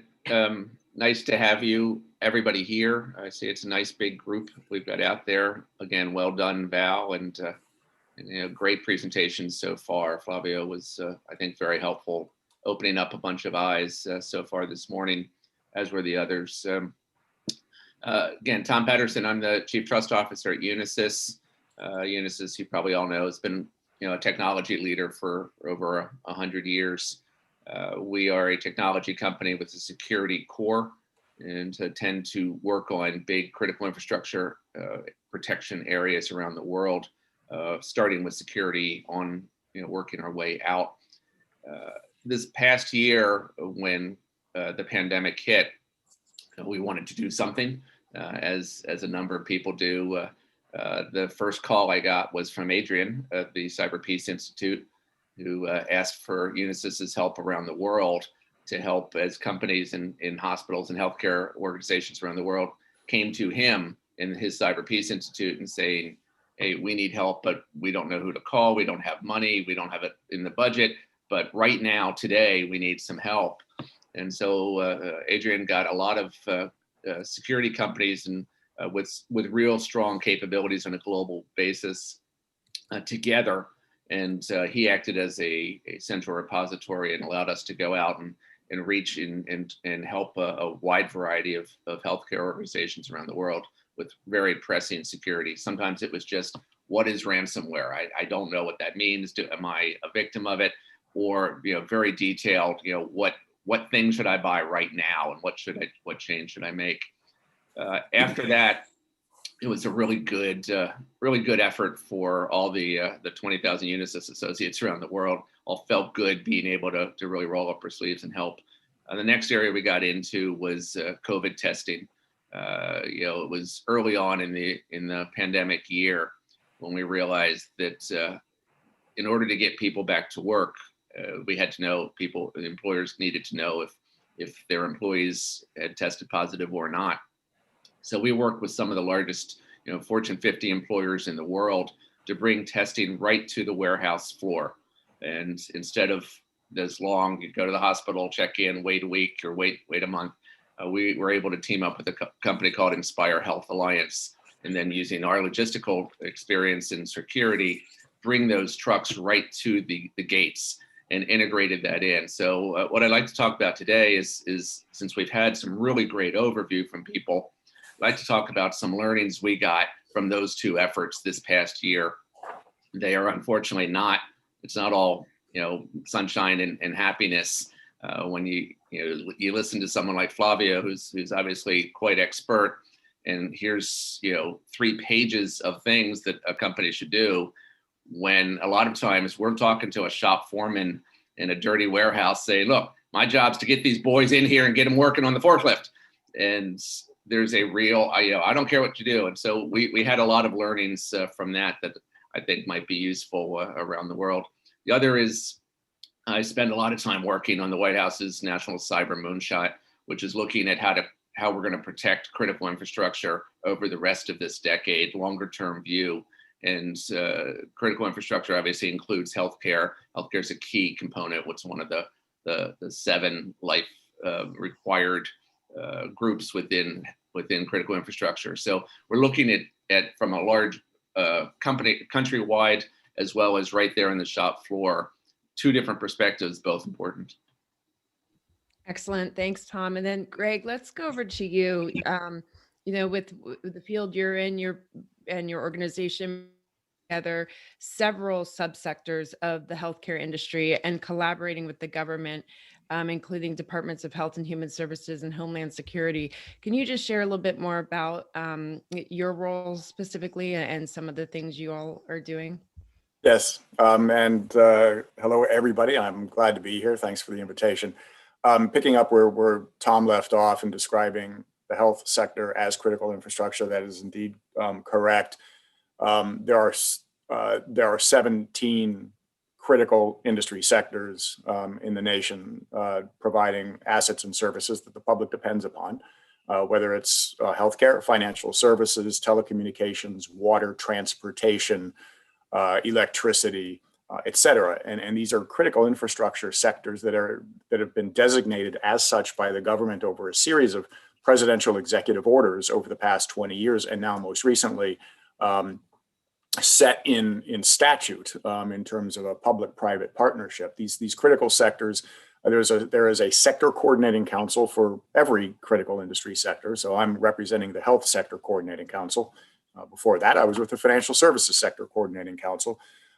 These are federal advisory committees. So they constitute a public-private partnership where every critical sector has a primary government agency as its partner to work through those critical threats and vulnerabilities, systemic threats and vulnerabilities to the sector that we need to work together to mitigate. And working together means working together within a sector, and every sector is complex. It's not just healthcare, it's medical devices, it's plans and payers, it's pharmaceutical, labs and blood, it's health IT, it's direct patient care, it's public health. Same in financial services. You have stock exchanges and banks and investment houses, all with very similar threat profiles, but with different business operations, different business models, and they have to approach their threat mitigation, risk management in different ways. So the cybersecurity working group of the Health Sector Coordinating Council is the largest standing working group of the Sector Council. We have now just north of 300 organizational members from across those various subsectors that I described to you. And included in that are government agencies such as Health and Human Services, which is our primary partner, including the FDA for medical devices and pharma, the Department of Homeland Security, the VA, the National Institute of Standards and Technology, some state and local governments. So we are all working together. And the way we are doing that is identifying a lot of those systemic threats. And if you were to look at our website at healthsectorcouncil.org, in the recommendations tab, you'll see about 10 documents that we have published that constitute a range of recommended security practices for healthcare industries, whether it's things like we've got to do better at medical device security, building it in. We need better cybersecurity practices for health delivery organizations. What about supply chain security, third-party risk?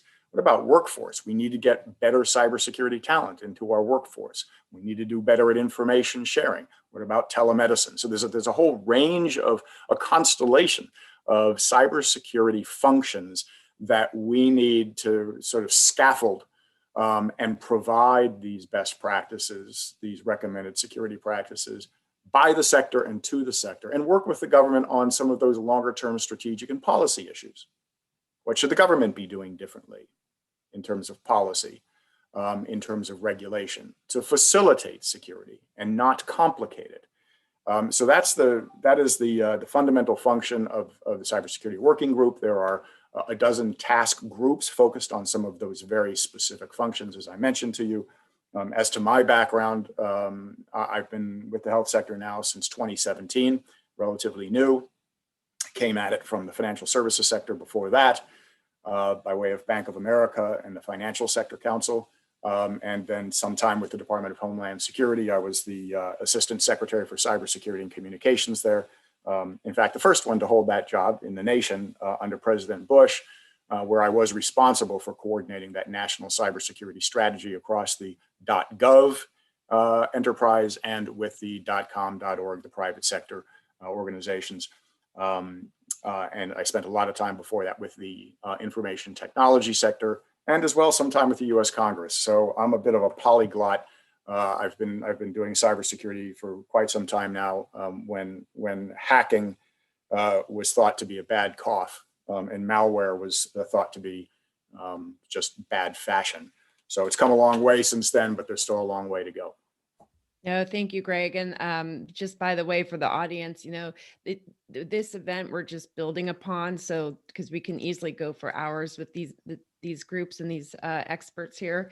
So you'll hear from each of them separately over time, with more time with each of them. But I want to jump to, we'll touch on medical device security in a bit. Jelena, I'd like you to share a little bit about your background and really, I mean, you're in comparatively to Tom and where he's at and Unisys and with the technology sector, and Greg, and you were a nurse. You started your career out on the front lines, healthcare, and then turned into transitioning for more cybersecurity research. And just tell us a little bit about what you were seeing, and then why you took that path to further explore.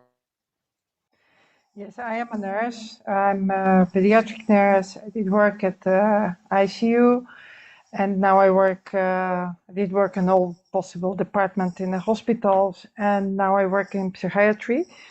But from the beginning, I was also a bit technical because I like technology. And when I did work in the ICU, I had a doctor, and we did,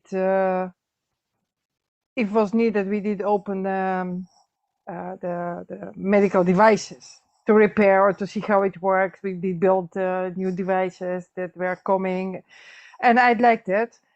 And at the ICU, you see how much you depend and how difficult and important work of devices is. So one small mistake can cost someone life.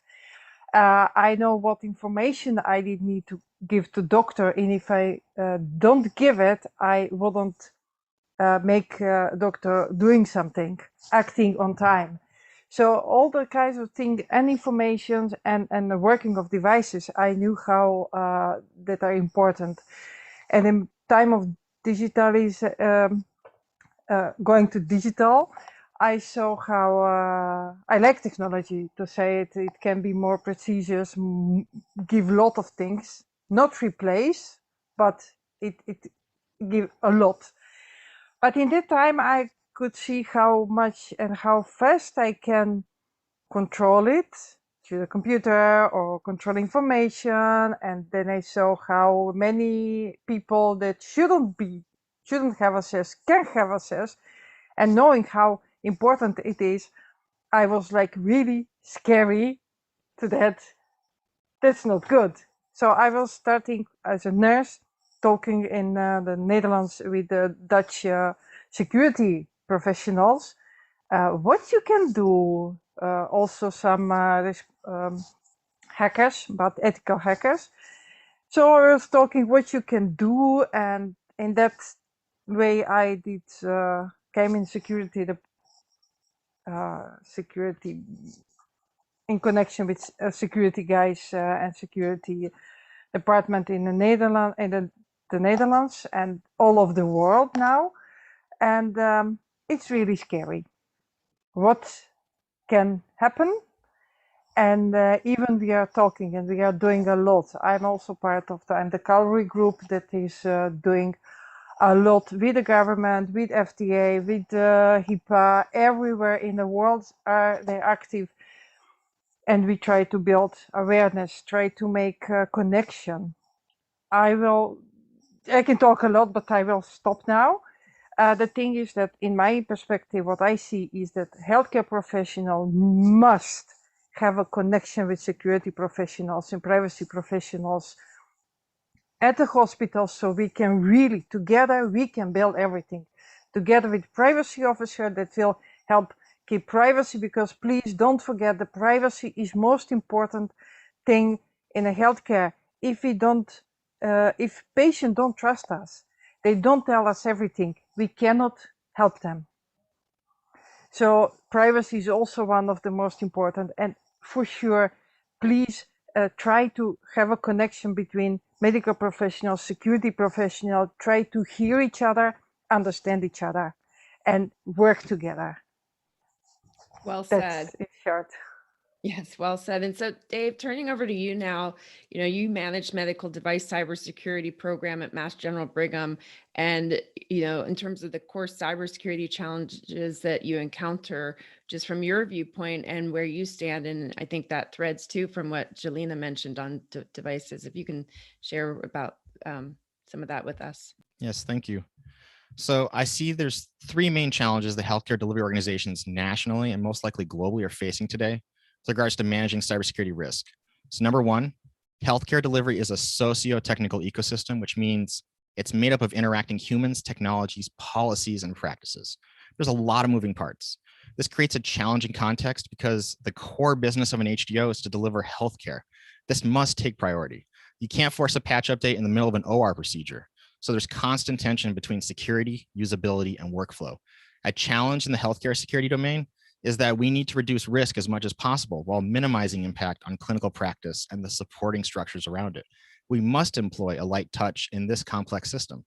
So number two, HDOs have lots of technology. This technology is heterogeneous and often non-integrated.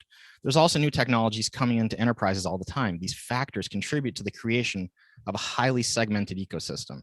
This segmentation creates obstacles to visibility across our enterprise and poses challenges for management.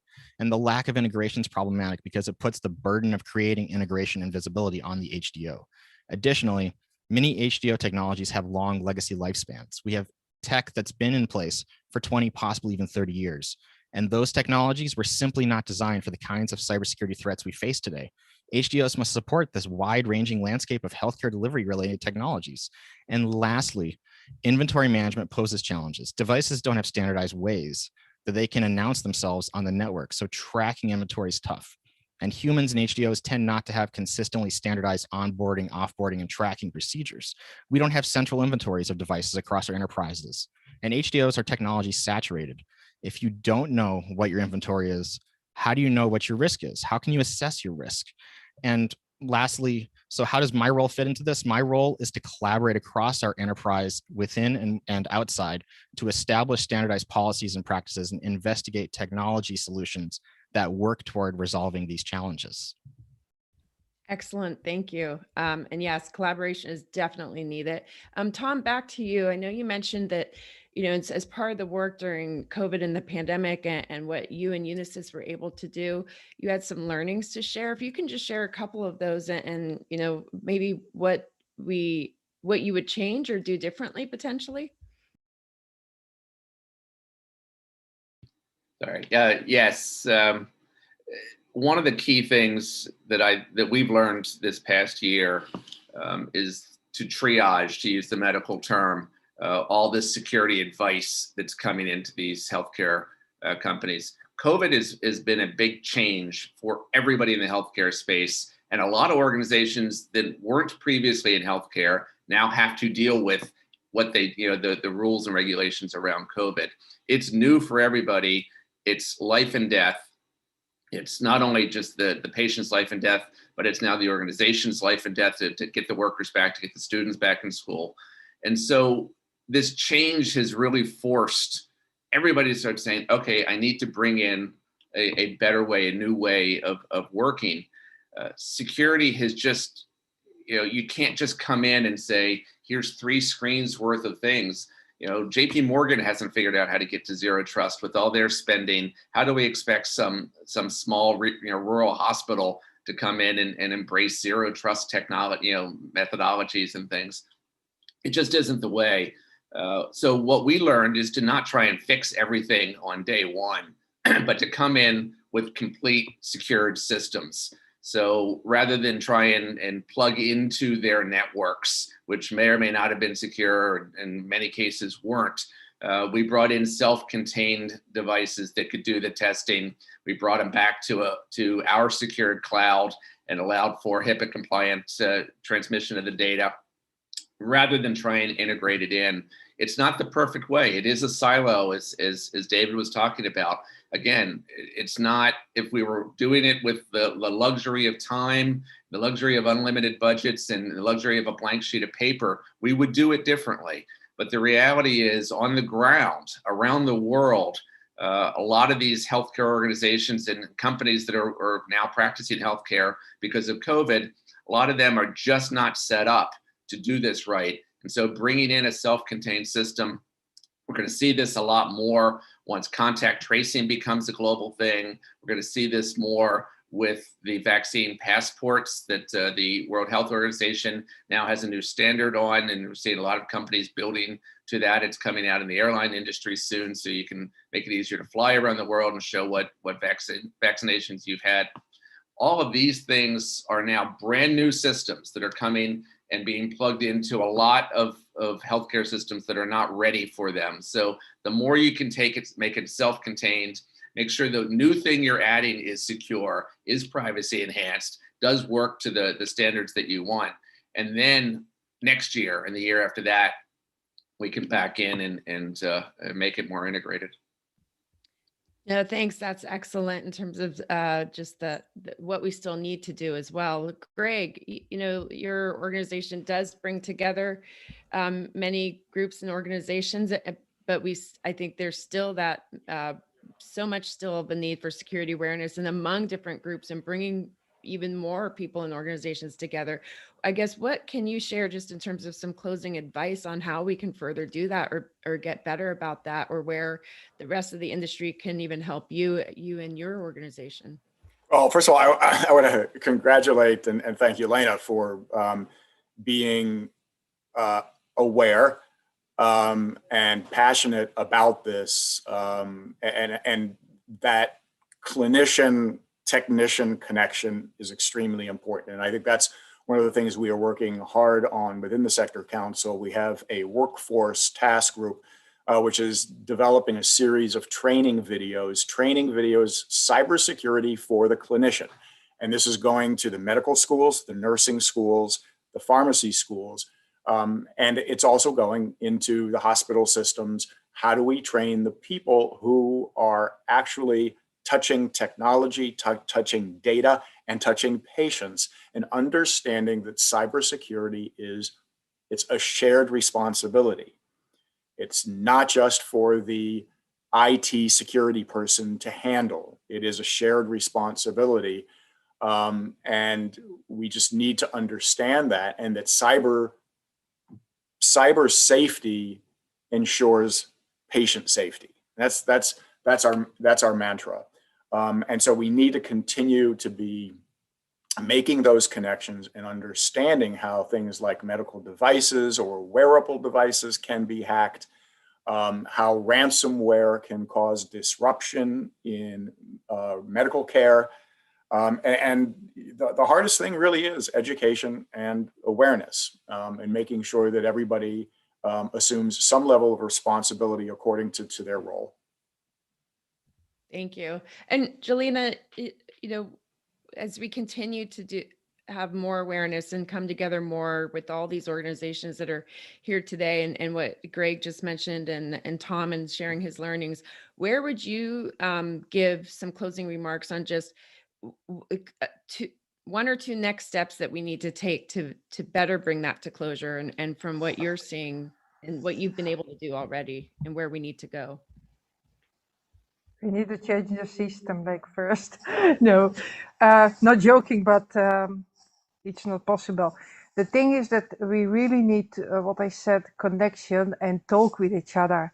The second thing is that we need to really know and understand, does something really need to be connected? Do we need all devices, computers, coffee devices, and whatever what we have smart? connected? Do we need them on the same network like it is? So you can go through coffee device to the system. So, you know, you need to see first connections so you can know what you're talking about. Do you need something? What is priority? So to understand security, people don't know, luckily, healthcare system. So there you get a lot of miscommunication. So when some doctor or nurse say, I want that, ICT guys try to do everything to make it, even it's not secure, even it's everything. But it's simple, no, we cannot make it safe and secure, then don't do it. So, you know, you need to really look and talk with them and build something together. And without security and privacy consulting, you cannot do anything. I will tell one small story from security aspect that PR and management made so many things. Please go to Facebook page of hospitals and you will cry from information that they are sharing, and that I'm not talking about privacy. I talk about information when every criminal can, criminals that understand it can use this information. Please talk with them, tell them don't do it. So you see, there are so many things. There are a lot of things. In my opinion, security must be included in everything. In every segment of the hospital, also another things, but in every segment, from every company, everything what is digital, what is on computer, what is online, security must be involved. So that's the thing how we must start. So in that way, when you start build that, when you start talking, when you start to hear each other, what we need, what we can, what we cannot make, you can build them. And from that, you can build and go with policy, with everything, with working, with real working. So not put the places on the one wand that is big, you know, but work. Thank Yes, you. that's Yeah, and I mean, clearly so much more work to be done, and I know we're coming up on time. So lastly, for closing out, Dave, you know, I think you had some points around what can clinicians do in this system of cybersecurity, if you can share that. You know, and again, this is just, we're just surfacing a lot of things today, and we will have further discussions and sessions with these folks, but if you can close us out there. Absolutely. So other supporting staff are going to be critical into the collaboration with the clinical staff, as has been emphasized and mentioned in this.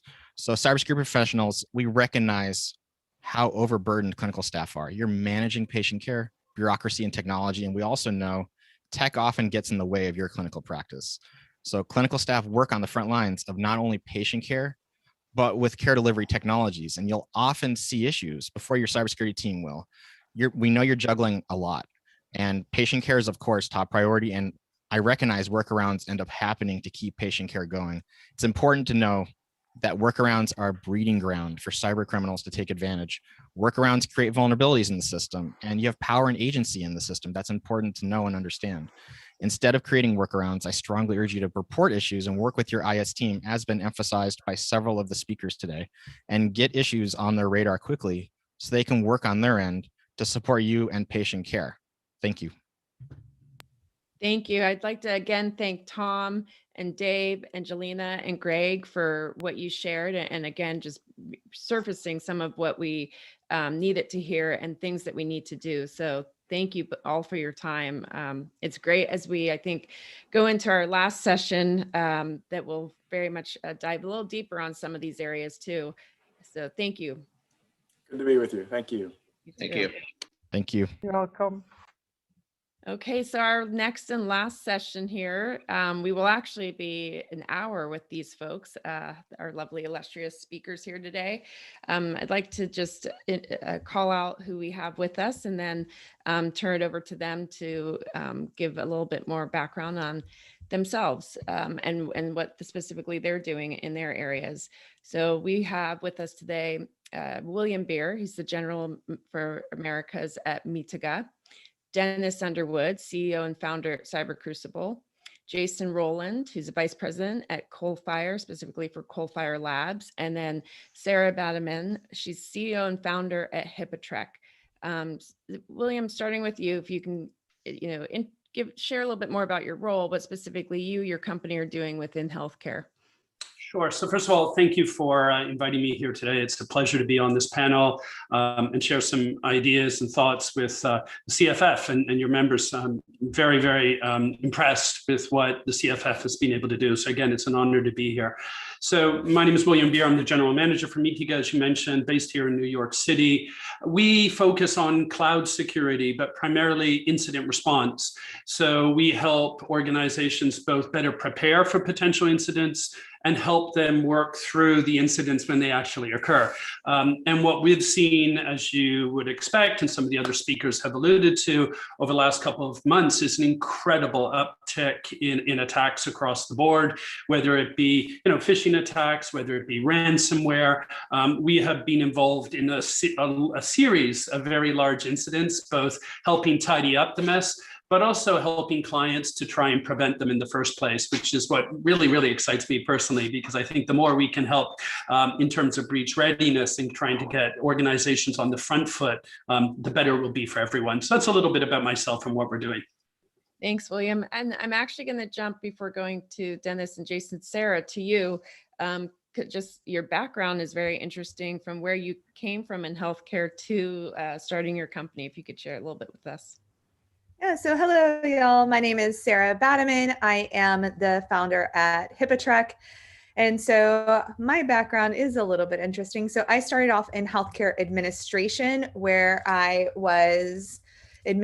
started off in the HIM department at a hospital, which we are the hated department, I think, of all the providers, because we are the ones that say we're going to terminate your privileges if you don't sign this document. And then they call us the privacy police as well. So that was a fun introduction to the world that I'm in right now. Then I moved into epidemiology.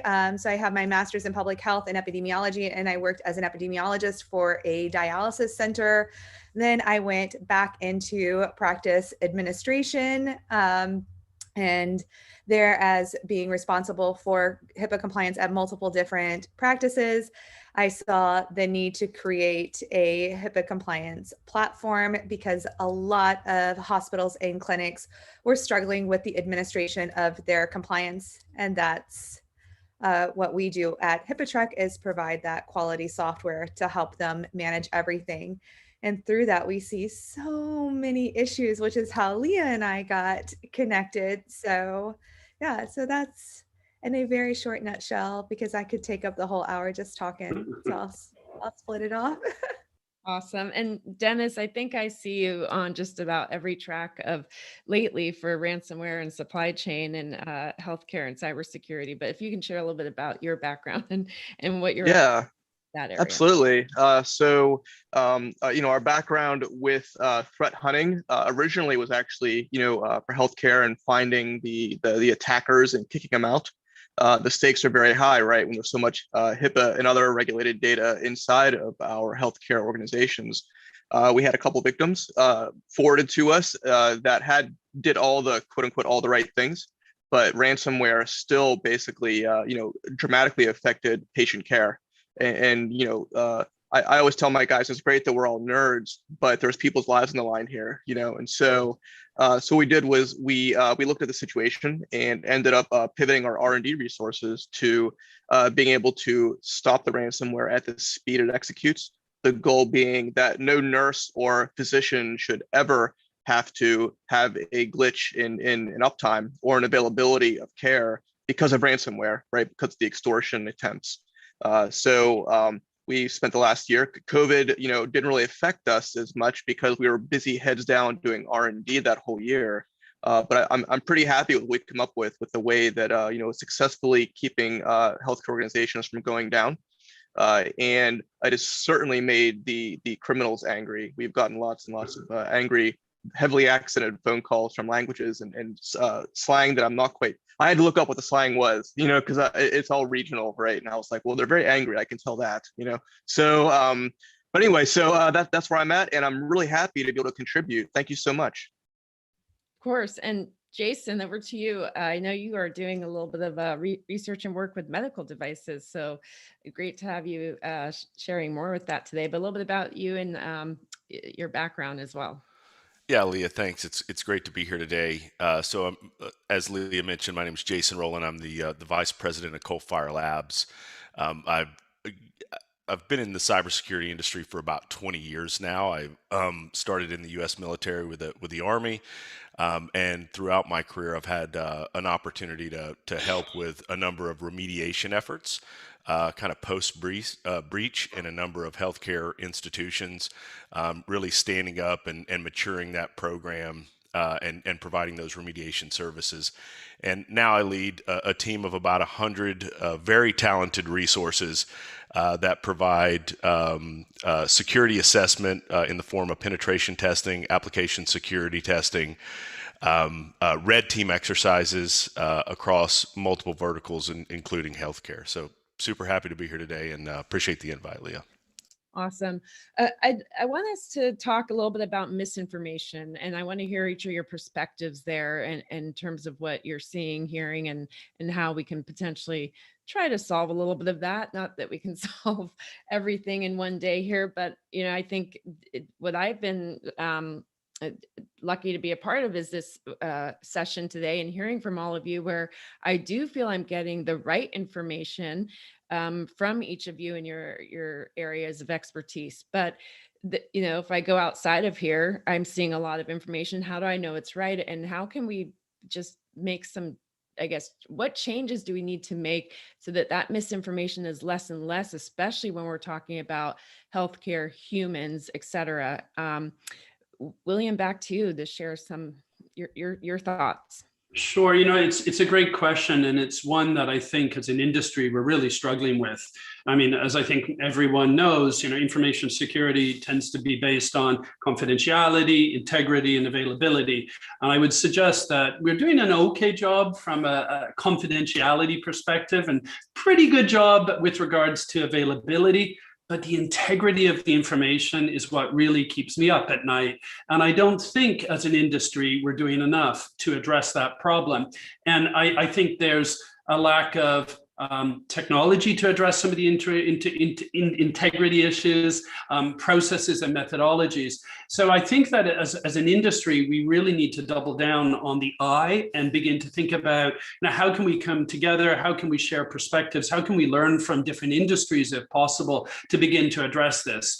And because again, what concerns me, when you begin to think about deep fakes, right? How can we really be sure what we're looking at is what it appears to be? And I don't think the problem is going to go away anytime soon, Leah. I think, unfortunately, we're going to see a lot more developments in this space. And I think it's going to take a lot more research and a lot more energy to begin to address it. Yeah, definitely. And I want to encourage each of you, if there's something to add to the conversation, well, without me just calling on each of you, just jump in.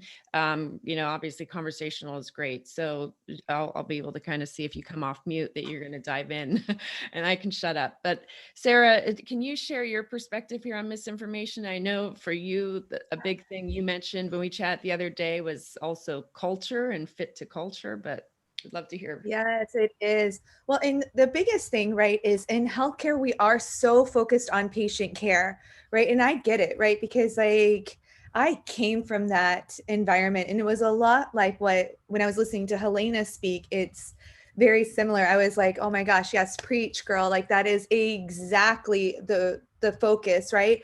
And we need to ensure that cybersecurity is still focused on that, because as David said in his closing remarks, like humans are like water, right? We're going to take that.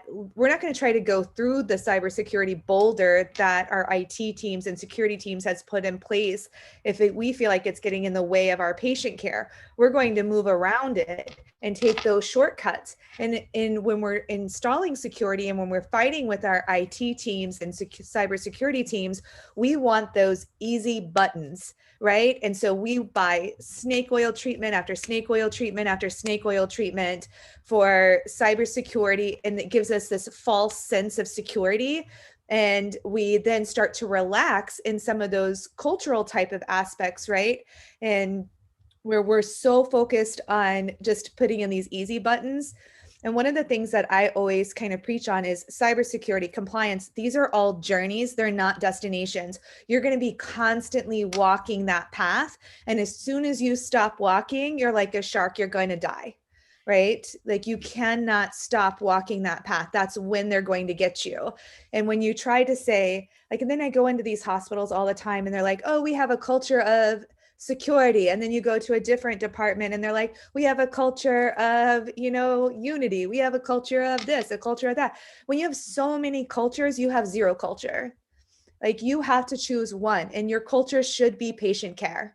And everything you do should support patient care, and cybersecurity, compliance, all of those support your mission and support your culture of patient care. And if you can actually educate your staff and don't try to take everything as the easy button, and realize that you can only adopt so much technology based on your budget and your infrastructure and, you know, your very unique environment to protect yourself. And the rest of it comes in with your people and training your people. And if you let your people think that compliance and cybersecurity get in your way, and you tell them that it's in the way of patient care, 100%, I will guarantee you, they will not take it like seriously. And that's when you're going to be calling William and Dennis and Jason to get yourself out of trouble, right? And then you'll have to call me to help you get out of trouble with the OCR.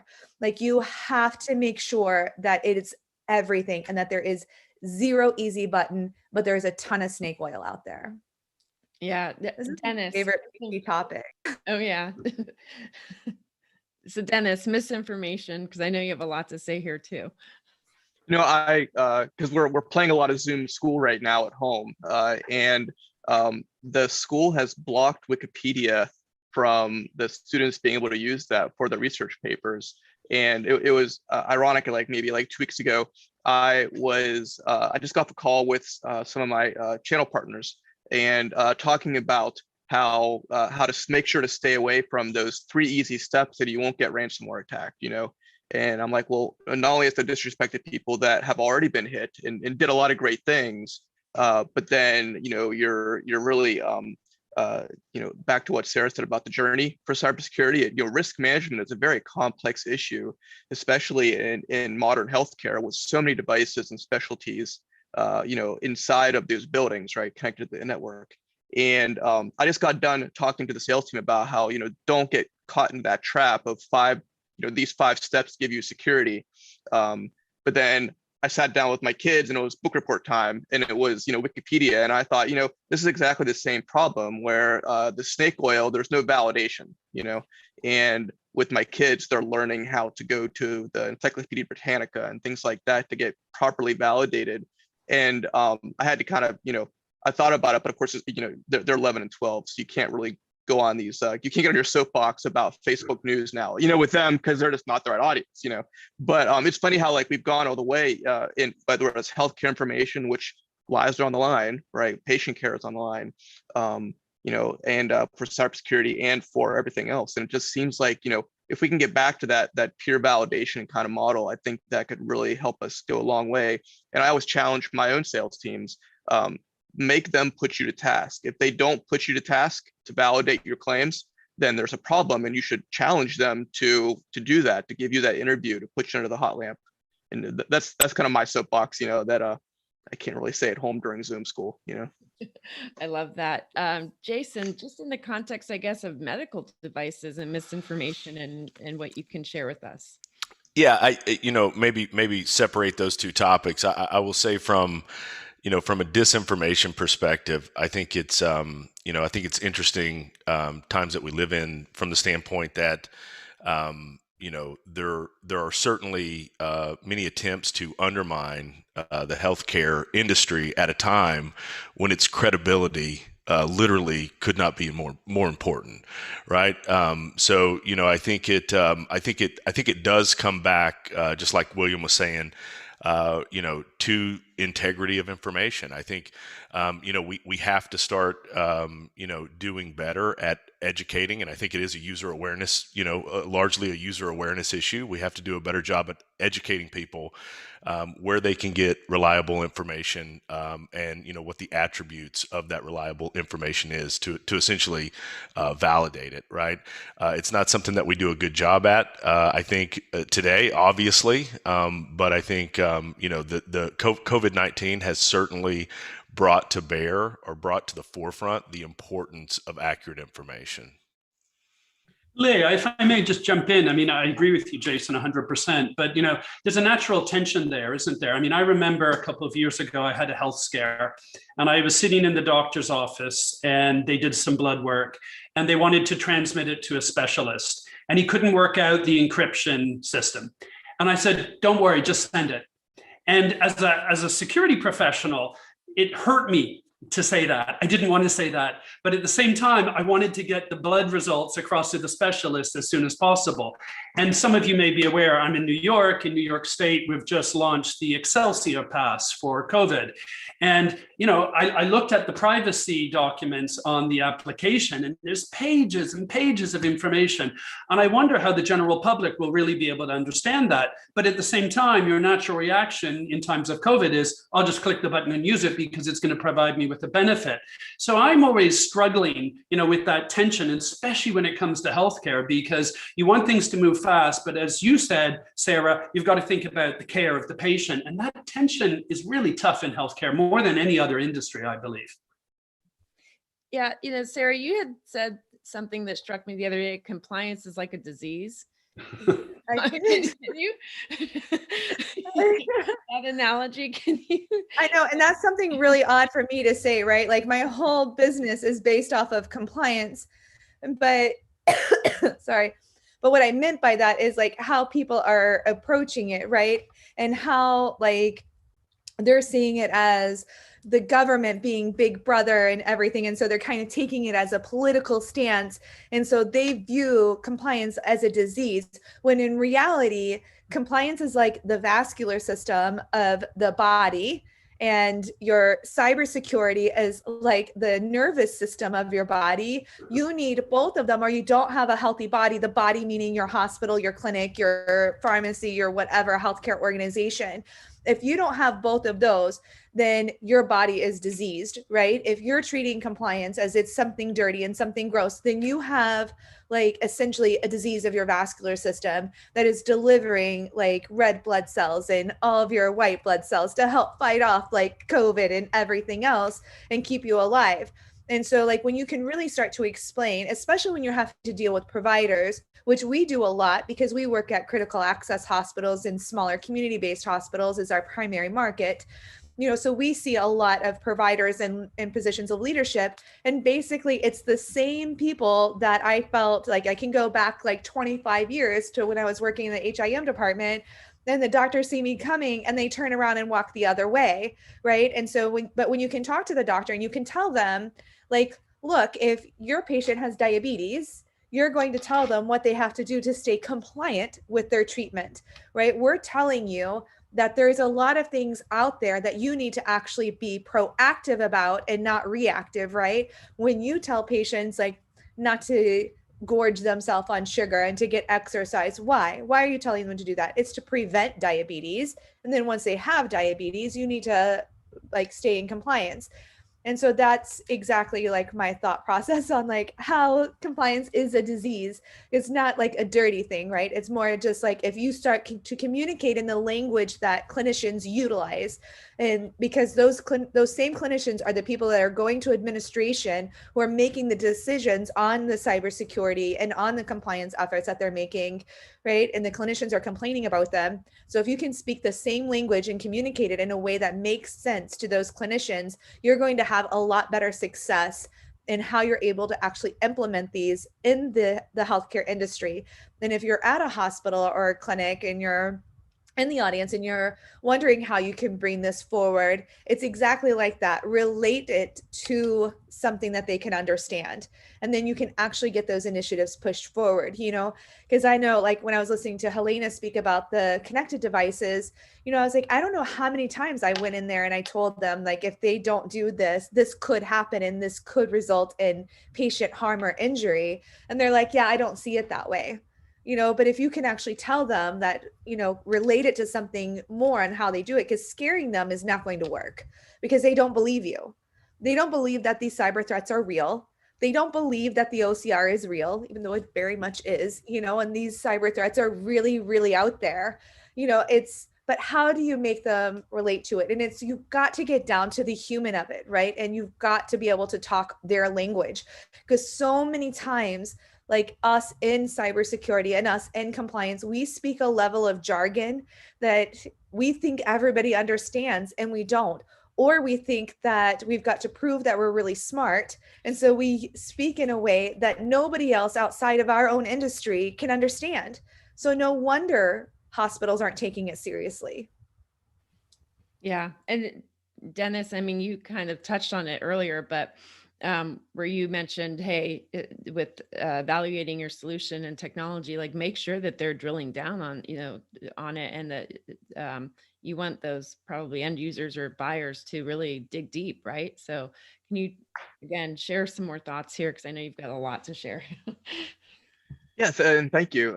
So one of the things, one of the special challenges we have with healthcare, right, is that your normal enterprise vulnerability management doesn't really have the same effect here, right? Because of you know, FDA or whatever the other countries' approval processes are for that equipment that's brought in. Myself, if I heard, you know, a healthcare someone say, I'm just going to go ahead and apply March's Microsoft patches to that MRI machine, and it's like my child being rolled into there, I'd be like, whoa, stop, you know, because, you know, security is good, you know, breaches are bad, privacy is good, but then affecting, you know, patient care, these are very real effects, and no different than, I don't know, like just willy-nilly deploying software updates or new equipment to like the space station, you know, so something like that where lives are on the line there as well.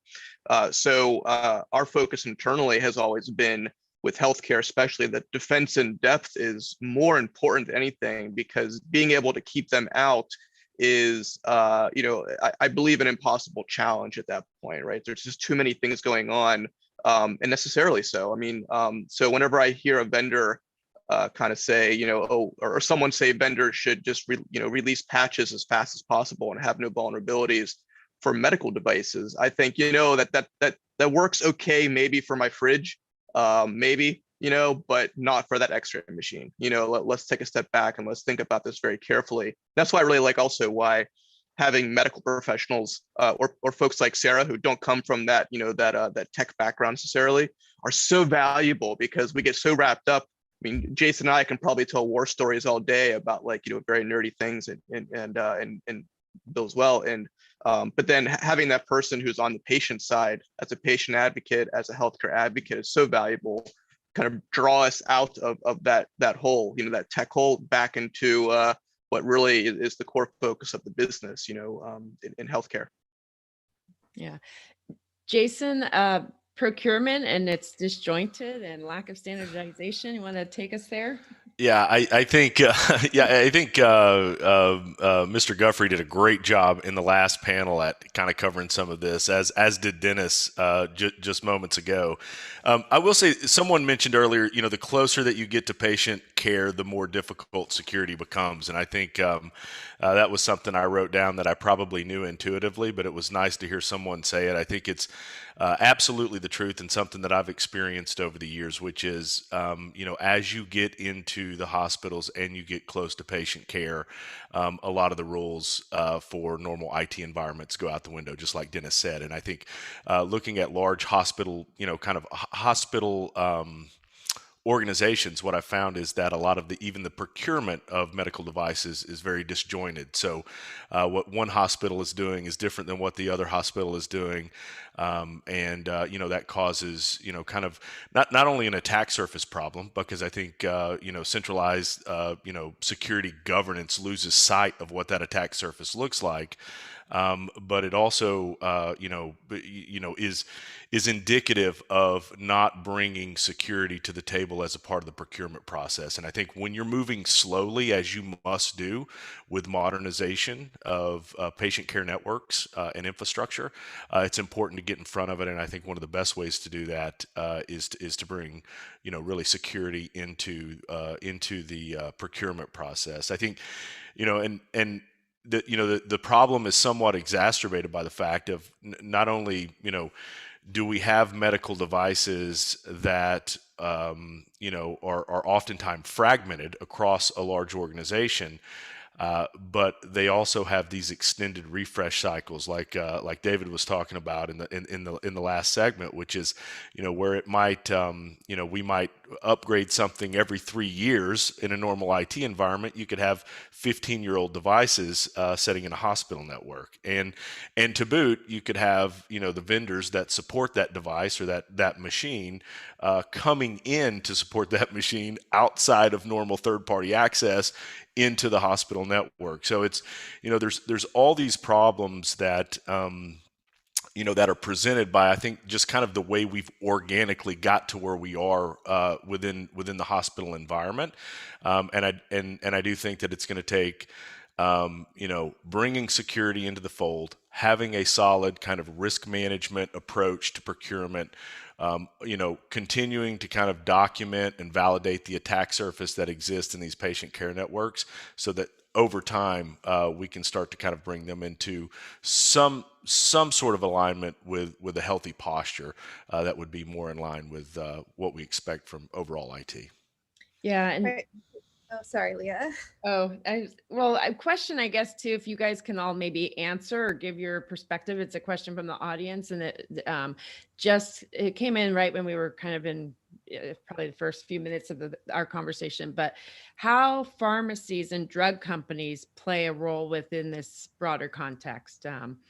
So Actually that falls well into the question I was going to ask Jason, because we actually did a risk assessment for a large pharmacy, and through this process we learned that there is a large manufacturer that's the only manufacturer of this piece of software that counts like prescriptions. And so every pharmacy across the country is using this piece, and it runs on Windows XP. And when I contacted the manufacturer of this to see, why is it this way? They're like, well, that's what we did. And we're not going to, essentially they're the bullies, right? Every pharmacy in the country now has a cybersecurity issue because they're running this piece of software that they have to run to do their jobs accurately off of Windows XP. And the manufacturer of this software is not updating it. And so we actually made large suggestions on how they can actually at least somewhat protect themselves, because they have to run the software on XP. I mean, I guess at least it's not Windows Vista, but my God, it's still on Windows XP, So when we talk about it, so the question that Leah just asked, everything that Jason was just saying, it's the manufacturers that are also sometimes the problem. And when they are the only ones providing something, they're in this position of power, and they leave the healthcare industry basically in a chokehold. They have no choice, and nobody out there is innovating and actually trying to compete against these folks.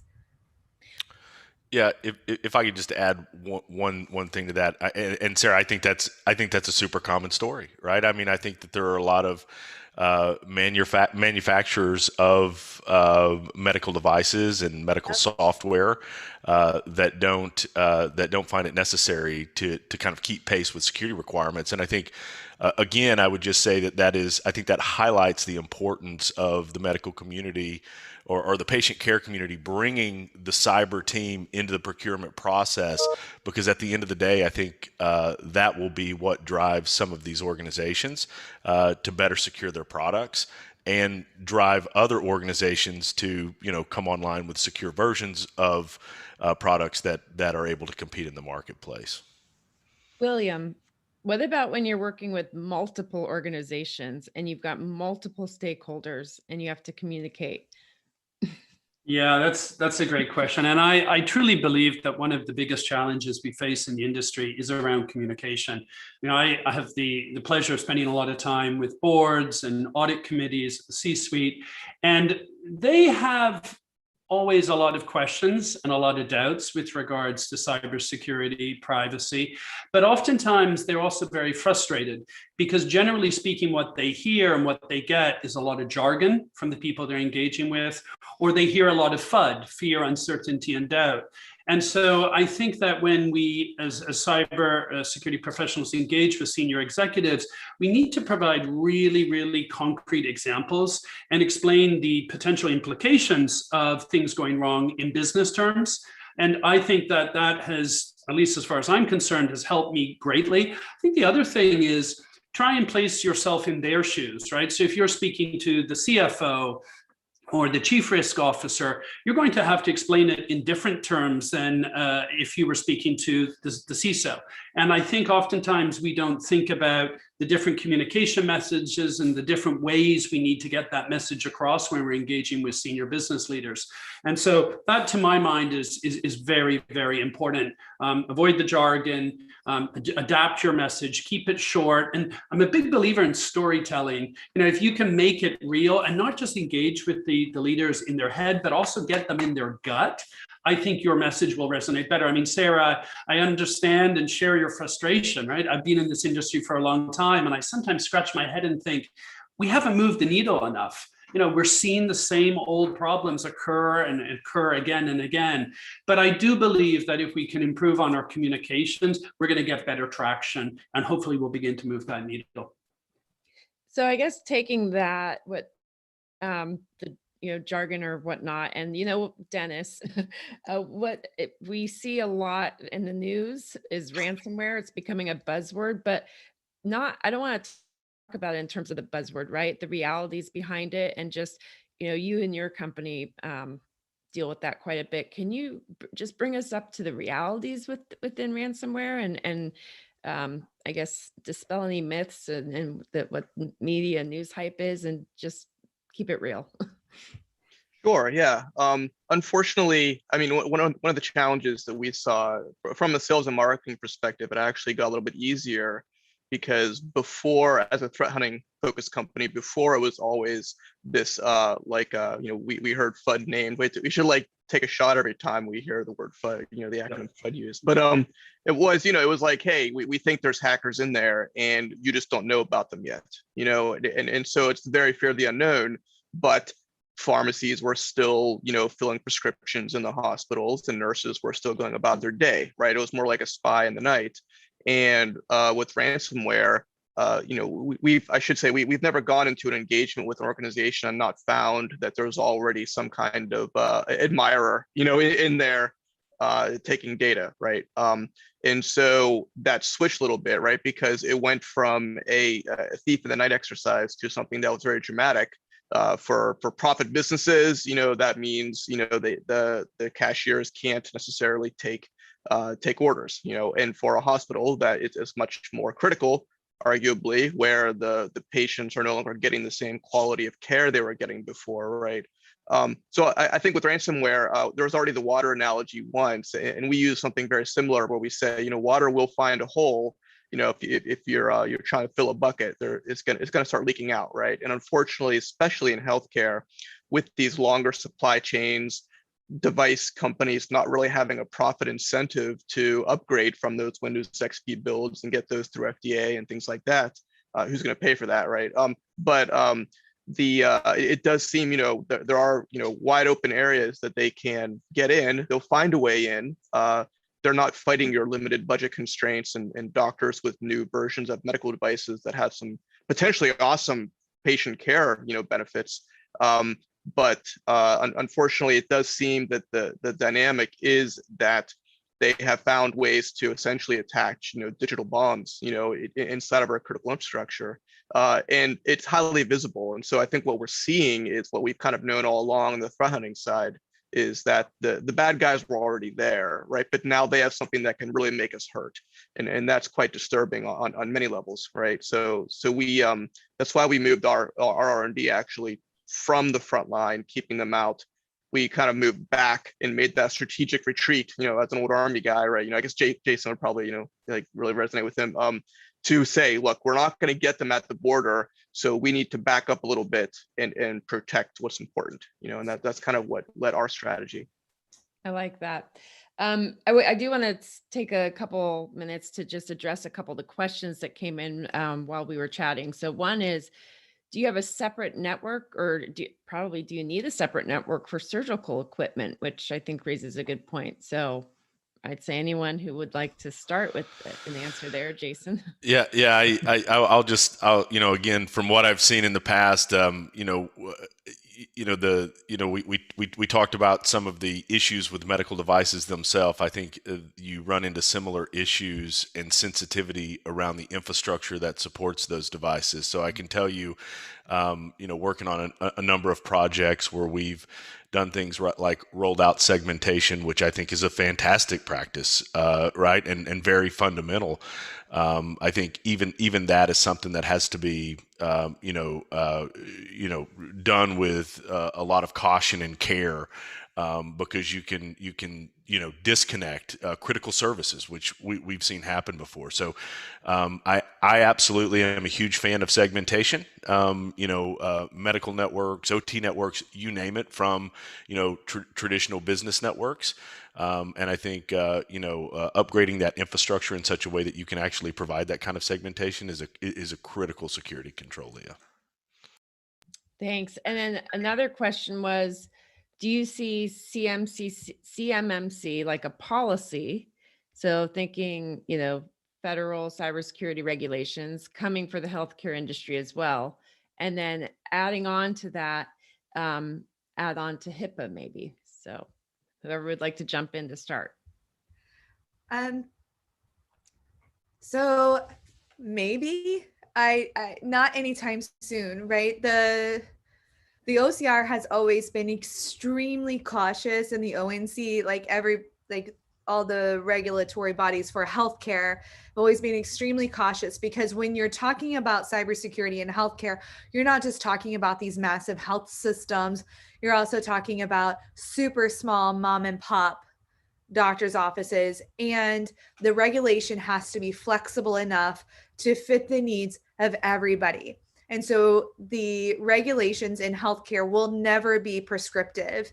They will always be very broad strokes and say, like, you have to have a data backup plan, but they won't go and tell you what that means. They'll tell you you have to do a security risk analysis, but they won't tell you how or what they expect. But then when you have a cyber breach, they're going to say, oh, well, you didn't do a sufficient job at a security risk analysis. And this is the struggle, right? Because there's also there's zero security framework for healthcare. It does not exist, right? We have High Trust, who's done a really good job of putting together a security framework, but it's expensive. And so what hospitals will do is they'll require their vendors to be High Trust certified, but they won't go through that process themselves. Then you also see like them trying to follow NIST or ISO, but it doesn't really make a lot of sense in how healthcare is done. And then they also try to do it with these huge budgetary restraints, or at least what they think are budgetary restraints, right? Because there's always a way around it. Like when you look at the healthcare industry spending approximately 6% of their operating budget on technology, which is including cybersecurity, 6% of their operating budget. You go and look at any other industry, the banking industry, the retail industry, they spend upwards of 20 to 30%. And so it is really, really sad that we're not spending that money to help protect our patients, right? Because we don't see it as valuable. And I think all of that is going to come into play, right? And because we have these huge lobbying groups too that go and help prevent some of the push. So every regulation we see, like every new thing. So like next week we have the Cures Act, the information blocking coming into play. And that's mostly around patient rights, right? It has zero to do with security. We have the new proposed modification to the HIPAA privacy rule. Again, it's all about privacy and patient rights. We haven't updated the security rule of HIPAA since 1996, y'all. 1996. What piece of technology do you still have from 1996? Maybe a VCR in your garage? I don't know. Like, but it's sad. It needs to happen, but I don't foresee it happening. It's too politically charged. So for all of you, and if we look at coming away from here with a call to action and what we can start as we continue all working together on solving some of these challenges, do we need a cybersecurity framework specific for healthcare, or what would you say would be that call to action that we can all start to work towards, given all of your areas? Anyone jump in? Yes, I'm happy. Security framework. I'm happy to take a first stab at it. I do think I love technology. And, we work closely with our clients on technical issues every single day, primarily in the cloud, which we haven't really talked about today. And a lot of that's being driven by telemedicine, which is another really interesting and controversial topic. But I do think it's around, one, being prepared. And we're a great believer in tabletop exercises, because that helps people understand, one, the far-reaching implications of a potential attack, and two, builds that consensus and understanding that I think we were discussing earlier. So I believe in tabletops. I think they can offer an incredible return on investment, and they're pretty cost effective. The second thing is bring a buddy. The CISO should bring a buddy to his or her cyber meetings, and that buddy could be someone, maybe someone from the risk team, from the finance team, from the marketing team. But we need to build those connections and build those bridges with other parts of the organization. And then the third thing, which again, I'm a big believer in, and I know Val, the CFF, has done a lot of great work in this space, is around talent and diversity. We need people with different backgrounds, different thinking, different experiences to add to the mix. If we continue just to focus on engineers, and with all due respect, former military folks, we're not going to get that diversity of thinking that we need. So we need people challenging us and cross-pollination, and also from other organizations and other sectors as well. I remember many years ago, we were organizing dinners at the company I was at in London, just with financial service CISOs. And a very smart financial service CISO said to me, he said, William, let's not do this again. Let's involve pharma, healthcare, retail. We need that cross-pollination because we can learn from different sectors. So those are the three things that spring to my mind, Leah. Okay, and I love that bring the buddy concept. And I think, Dennis, you as well have chimed in there. I don't know, do you do that today? Should we be doing that more? Or do you have a different take on it? And then I'd like to also hear that from Jason too. I love that. I've never heard that before. And it's such an obvious saying, like a quote. I might steal it and then put like a little asterisk after it, it's first heard here. I think because, sometimes it's me and sometimes one of my folks brought in, and I've been trained a little bit not to just purely speak, PhD, IT, tech kind of stuff, so that helps. But then, sometimes my engineers, and it really helps having someone, a stakeholder, who is not aligned. I love that idea, that bring a buddy concept. I guess for just to do a quick note on your original question, and then back to the bring a buddy, of course, that's an awesome saying, is that I'm a big believer in, given the nature of my career and then my company, I'm a big believer in the 80% rule, which is if there's something out there that will do the 80% of what we need, let's do that first, just so we can get moving, like start, don't stop, just keep on going, And so we have frameworks from the awesome people over at NIST and at ISO that, might not be the perfect healthcare kind of framework, but they're going to get us a long way, before things are perfect. And so whenever someone asks me, hey, like what should we start on? And should we make our new format? I'm always like, well, there's some stuff out there that'll get you a long way before we have to worry about that extra 20%, that we're not getting today. So when we're a mastery of our domain, when the kingdom is everything is right, then let's focus on that extra bit, but for now, let's just see what we can get with what's already out there, not worry about prognostication. Yeah. And what about though, as we're again, call to action, if the funding's not all there? Jason, I think you have some comments there, because that's going to be a big challenge, but also something we have to work within. Yeah, Leah, and again, I agree with what's been said. I mean, from just to kind of go back to where Flavio started the conversation today. He talked about since the COVID-19 pandemic, the things that we've done include identity and access management, rigorous security awareness training, security operations in the form of visibility and vulnerability management.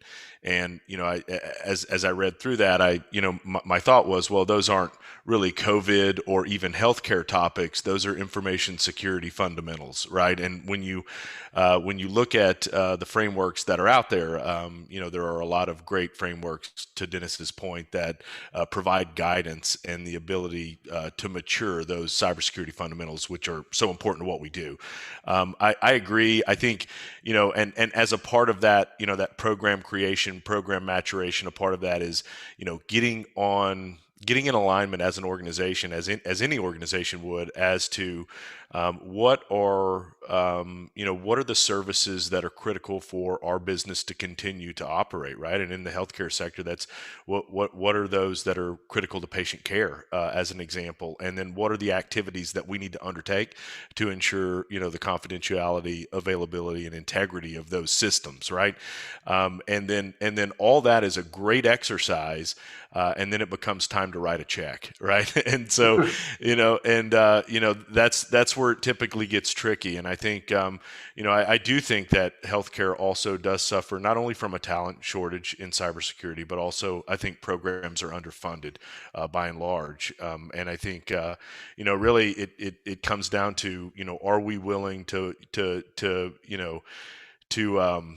meet the challenge with the necessary budgets that it takes to properly secure an environment. And I think, again, no organization that I've ever been a part of has been able to do it all at once. It's why it's very important that we focus on fundamentals and then define priorities that are aligned to our business to invest in, Leah.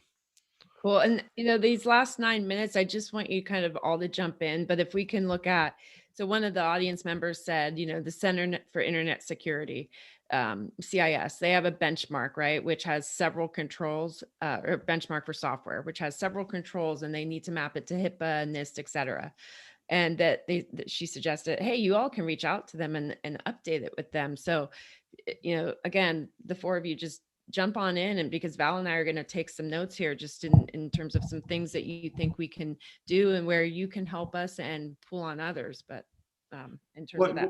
One other organization, Leah, that I think does quality work, and Val and I have talked about this many times, is the Information Security Forum, which is a not-for-profit member-based organization that develops research and tools and methodologies based on member feedback. And they've been very successful across the globe, done a lot of work in pharma, and have their standard of good practice, which maps to NIST, which maps to ISO. And it's a great way to help organizations accelerate and avoid reinventing the wheel. So if you haven't had a look, that's a great organization to have a peek at. The other thing they do, which I'm a big believer in, is their annual Threat Horizon report, which looks at the threats 2 years out. But what they do, which is really interesting, is they use a PESTLE methodology: political, economic, social, technological, environmental. And it's a great way to engage with leadership, going back to what Sarah was saying, to try and build that consensus and understanding that this is not just about technology. So that might be something to think about.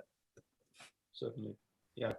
No, so William stole my statement, because that's exactly what I was about to say, because I was like, it exists already, this mapping, or this what they call a crosswalk from these various frameworks to a number of different regulations, including HIPAA, because that's how all of us do our jobs, right? And so we have these great associations out there that actually do all of that hard grunt work for us so that we can actually take off and do our stuff. So and it's not that difficult to find them. And I just to echo back the 2-year horizon report, whenever we, I mean, the whole challenge for me was we weren't reaching enough people and not enough people could afford our services, right? And there was a scalability and a cost problem. And the only way I saw to get out of that was automated products, right? That was it. Like I said, there's no way I can replicate myself. The cloning's not really a thing and no one could afford it anyway, you know? So anything that has automation in it, I'm a big fan, like regardless of technology, because there's this, when you have a security team of 5 people and there's 5,000 beds in the hospital, there's just no way, you know, there's no way that they can use boutique services to get where they need to be. So I'm a big fan of that whenever there's like an opportunity to, you know, kind of grow beyond just the services model. Fantastic, thank you, Dennis. I think, you know, last few minutes that we got, we still have, you know, in the spirit of roundtable, we still have Tom, David, Yelena, for your contribution, and you know, if you want to share some takeaways with the last panel that we discussed, that would be great.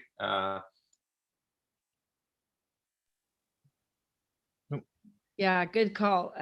Dave, Tom, Jillian, if you want to jump into and join Sarah and Dennis, William, Jason. Sure, would be happy to. So great panel, and I greatly enjoyed hearing everybody's perspectives. To echo an initial thought is regarding the procurement process, another aspect that we can think about incorporating into the procurement process, and we do this at my organization, is emphasizing in contract language establishment of a two-way communication, because it is a shared responsibility.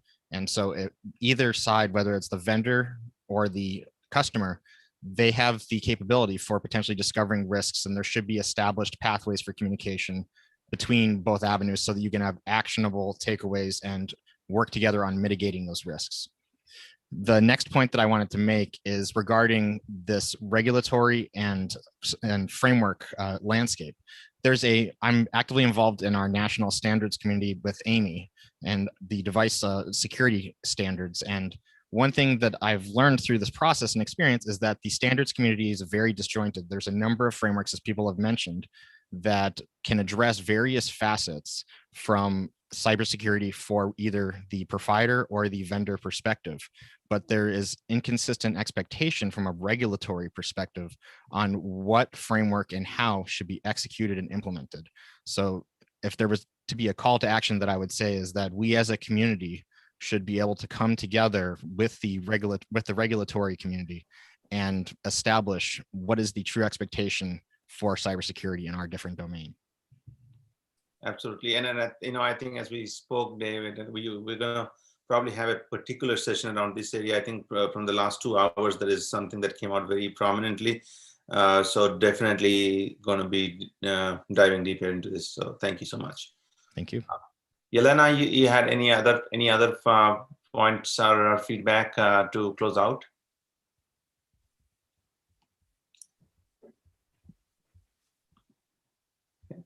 I think you know, her point about the trust between the two communities, the you know, the clinicians and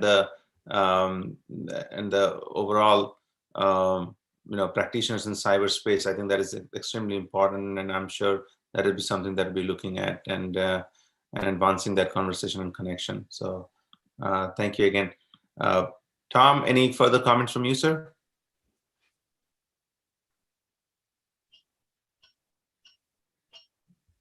Okay, looks we captured. Maybe he's speaking. But however, in terms of wrapping up this particular panel, closing thoughts from you. Maybe we go Dennis, Sarah, William, and Jason. Quick lightning round of your closing thoughts and takeaways, please.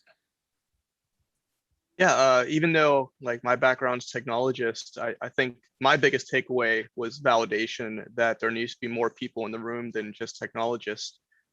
with healthcare, to make sure that it is a very complex issue, and the priority shouldn't be the tech, it should be patient care. So I was really happy to be able to steal that little quote, and really happy to see it's being reinforced beyond just our little echo bubble of to Leia's point about ransomware all the time and us always being involved in that, seeing people at their worst, is so it's good to hear that the more strategic conversations are happening and are involving patient care folks. That's awesome.